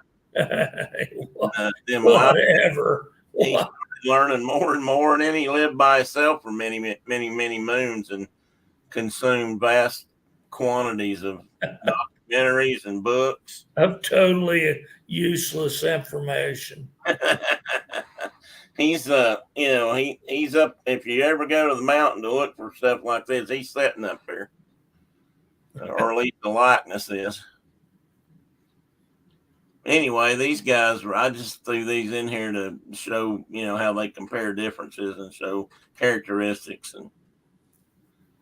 And this guy is they refer to this as a baby barrel-bodied rhino that was buried in an ash bed. Oh, ash cloud. Ash cloud, yes. Or Ash Falls, I think they call it. There's that rhino site in Nebraska. Yeah, I think I'm getting into the Nebraska stuff. And then back there was a turtle or a tortoise, I'm not sure which.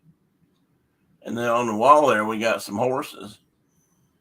So I'll assume they're in the right time period, but I don't know that. But that guy's got 3 toes, looks like. And he's still young, so he doesn't have a developed horn. And I don't know how big this one would have gotten to. Well, and they had some species.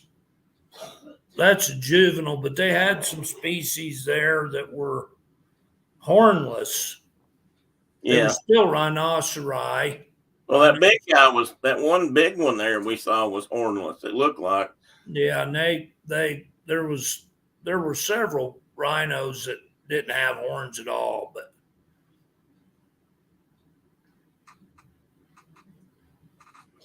Bye, Mike, if you've got to leave. see, Mike. Well, Ian, I'm not going to say that out loud, but maybe. He has to go. I've been listening. Stuff's coming up with my mother. So, go, Mike, and I hope everything works out. Let us know, buddy. Call me if you need to, talk or need anything. Hello, Dan Burns. So anyway, those are interesting, guys. And so Ashfall is the name of a place, right? Yeah, it's a I don't know if it's a state park kind of a deal, or if it's a national monument kind of deal. I don't know either. There's a sign there. They've got Ash Falls Monument and agate fossil beds in Nebraska. They're pretty fossil rich for mammals anyway. Let's see what else I got here. I thought this guy was pretty interesting. I don't have any real size defined or markers, but I'm guessing he's at least the size of modern days, maybe bigger. The horns on this one I thought were very interesting, and I mean it's forked. It looks to me like. I think I've got another picture, and I just realized talking about this, it looks like he's walking on 5 toes. He's got 5 toes. I think he's older. He's got really what look like different kinds of teeth. Ancytherium or something is its name. It wasn't a true rhino. Oh, okay. But related. Oh, I didn't realize that. Now, if anybody has watched The Mandalorian, you might know what this looks like, although right this minute I can't tell you. It's not the mythosaur. And that's a true rhino. Yeah, look at this guy. I mean, look at that horn. That's a big one.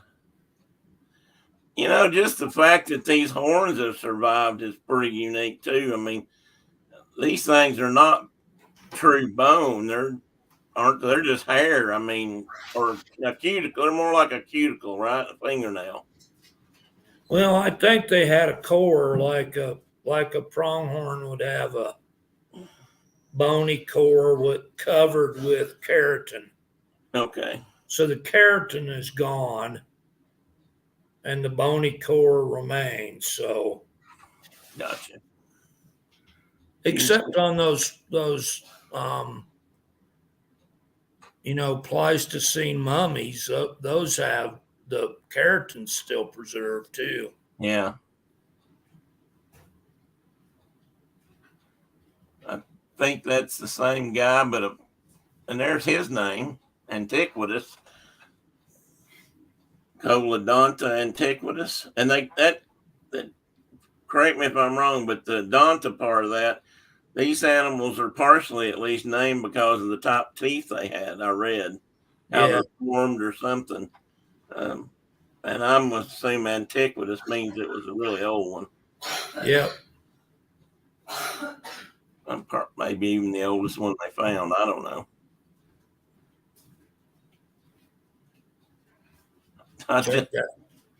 Check out that front horn on that guy. I mean, that thing would open up your beer can.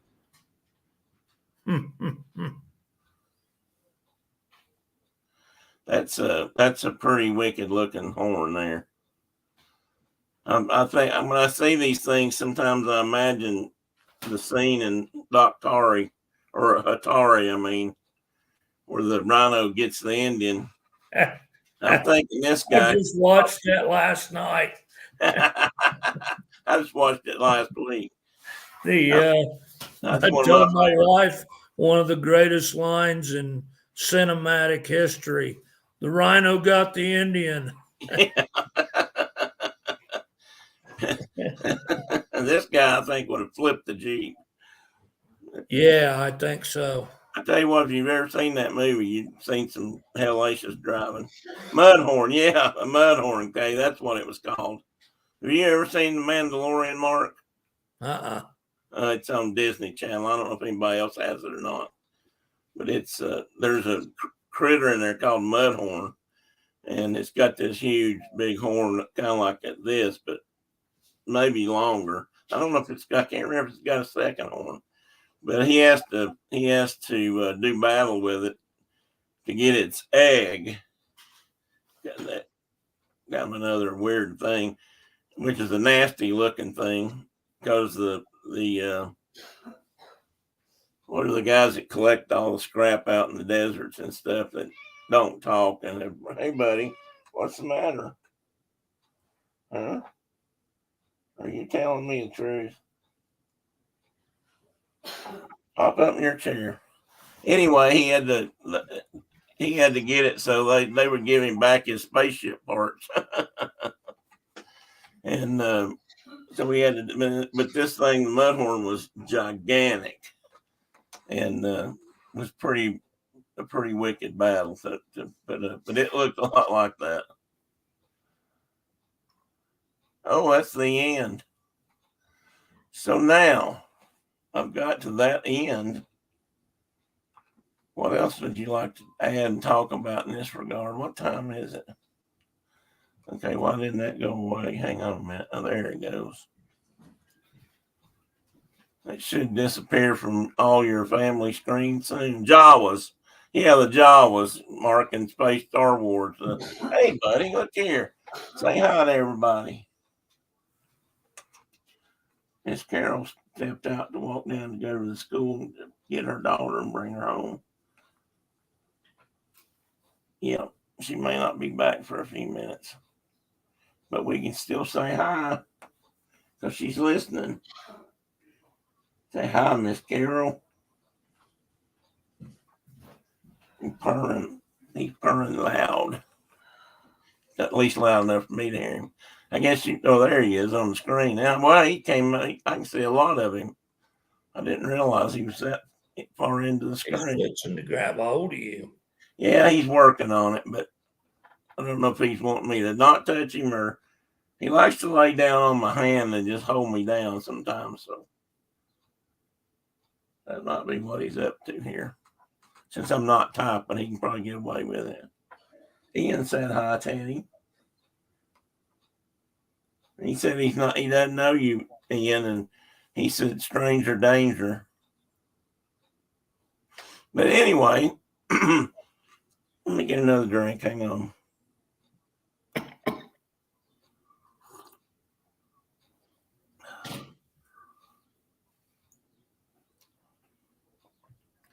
The whole universe of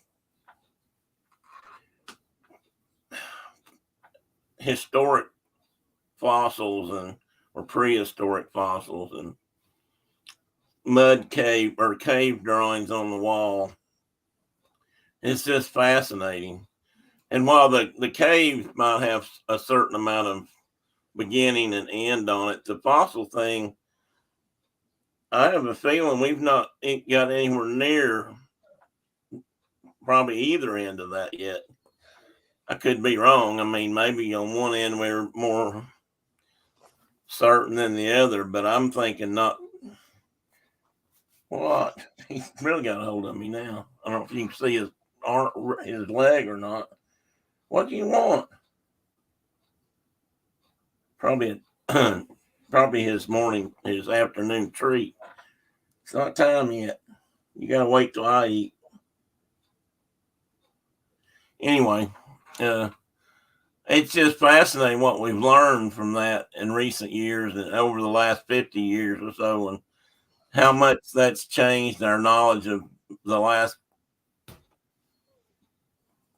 100,000 years or whatever it's been, and or at least the last 30, 40, 50,000 years.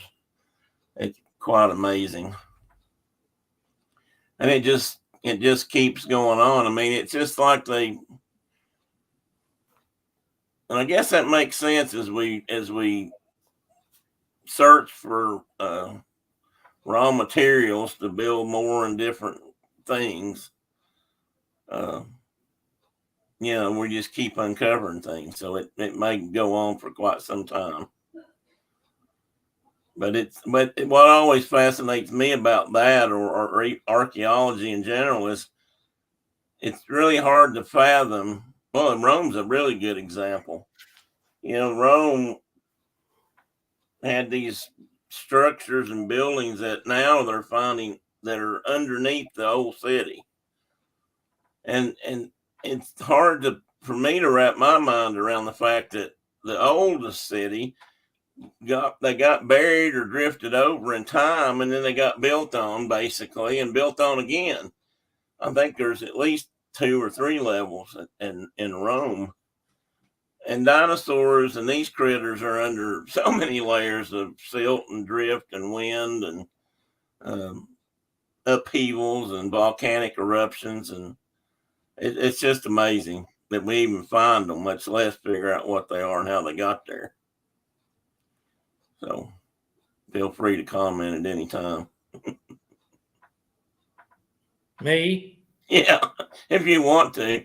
That's what I haven't had. Not a lot of comments on the side at the moment, so it's just us. But it just amazes me. I wish I could retain it all as well as you can, but I remember. Well, I don't know about that, but it's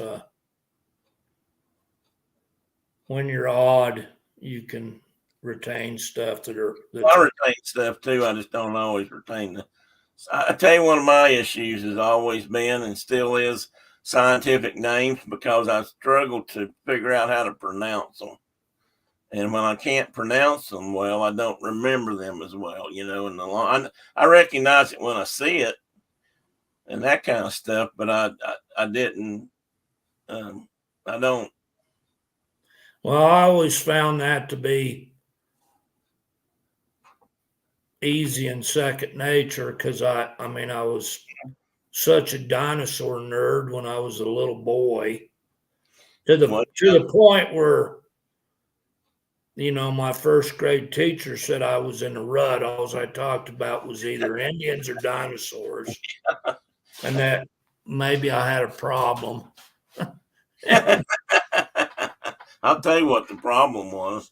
You were ahead of the class, And most likely. those names just came easy to me. And then when, we had to learn 14 billion scientific names of plants and fishes and snakes and lizards and toads and whatever, to me, that was just easy. I don't know why, but I've known people that way. I've I known speak people way like too much Latin. I couldn't speak, I couldn't have a conversation in Latin, but I know a lot of Latin. yeah. Well, I told you about the guy that I went to school with and went off to one of the Southeastern Wildlife Society conference, I believe, or it could have been a national. And they were doing the what do they call it? Quiz bowl, or is it Quiz named? bowl, Yeah, yeah, it is quiz bowl, isn't it? And it's just like the ones that been on TV where they, you know, teams from schools compete against each other for right, like trivia on TV in a game, but in this deal it was scientific stuff, and it varied from anything in the field of wildlife management or wildlife biology. And it was his turn, and he answered the question real quick, or got the question, and then the professor or judge behind the desk said that is incorrect, and he called him on it right there in front of God and everybody, and said, well, what do you mean that's incorrect? He said, I know that's not wrong. He said, I know and the guy said, well, you pronounced it wrong. And he said, what do you mean I pronounced it wrong? He said, well, you pronounced it wrong.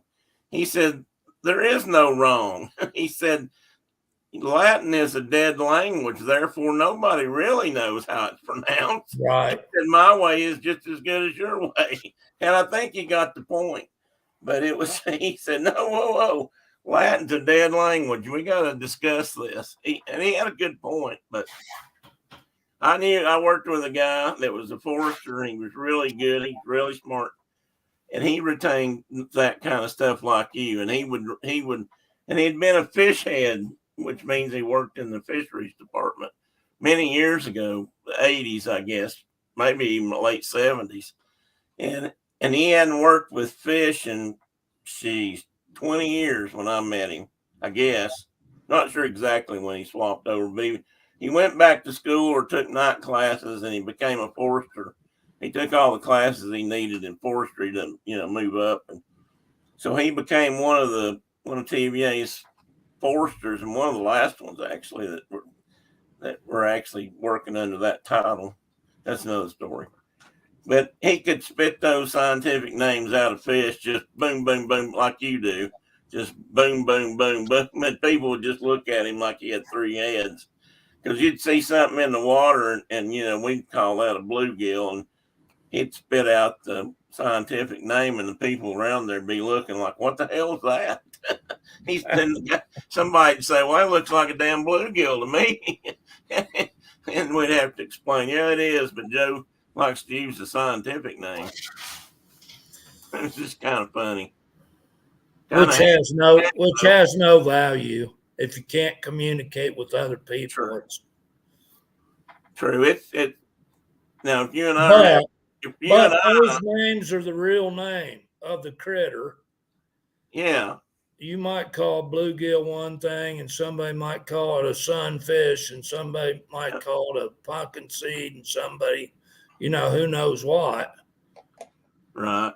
But if you say Lepomus macrolata or something, that's the name. That's the name. Yeah. It's only that critter. But you have to admit, unless it's people in the business like you and I, it doesn't mean nothing. It means nothing. Well, it means more to us, but if it's not that, it's nothing. It's just showing off. It means nothing. Because people don't have a clue what you're talking about. Right. But he liked to do that sometimes. He got a kick out of that. And I was always kind of looked up to him for the fact that he could still remember that stuff years later. It'd been a long time since he worked in the fish lab. Yeah. I got to work with a guy in fisheries that had named and found a couple of different fish species. In fact, he's the guy that discovered the snail darter. No. Which was, controversial and in the papers and the news for years and years. Right.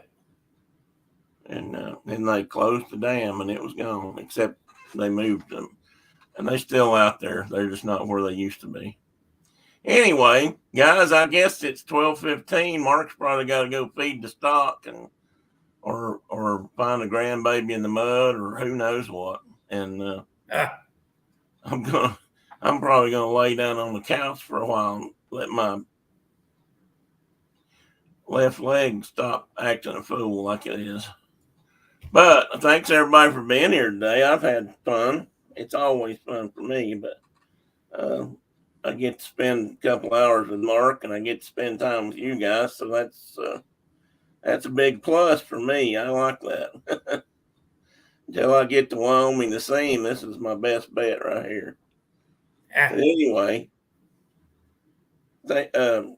again, thank you all for being here. I really appreciate it.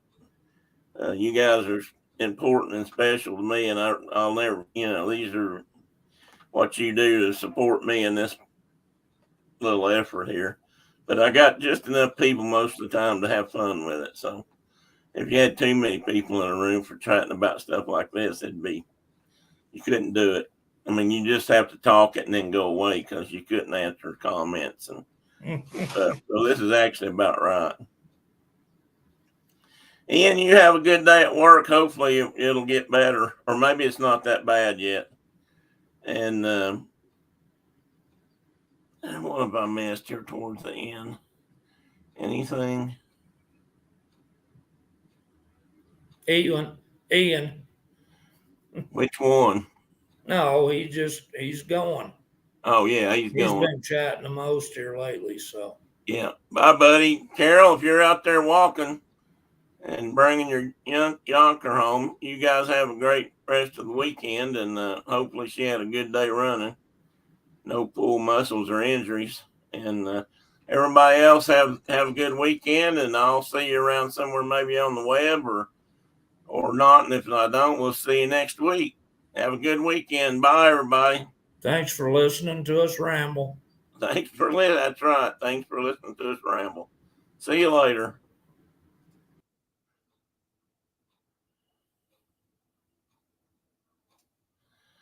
In the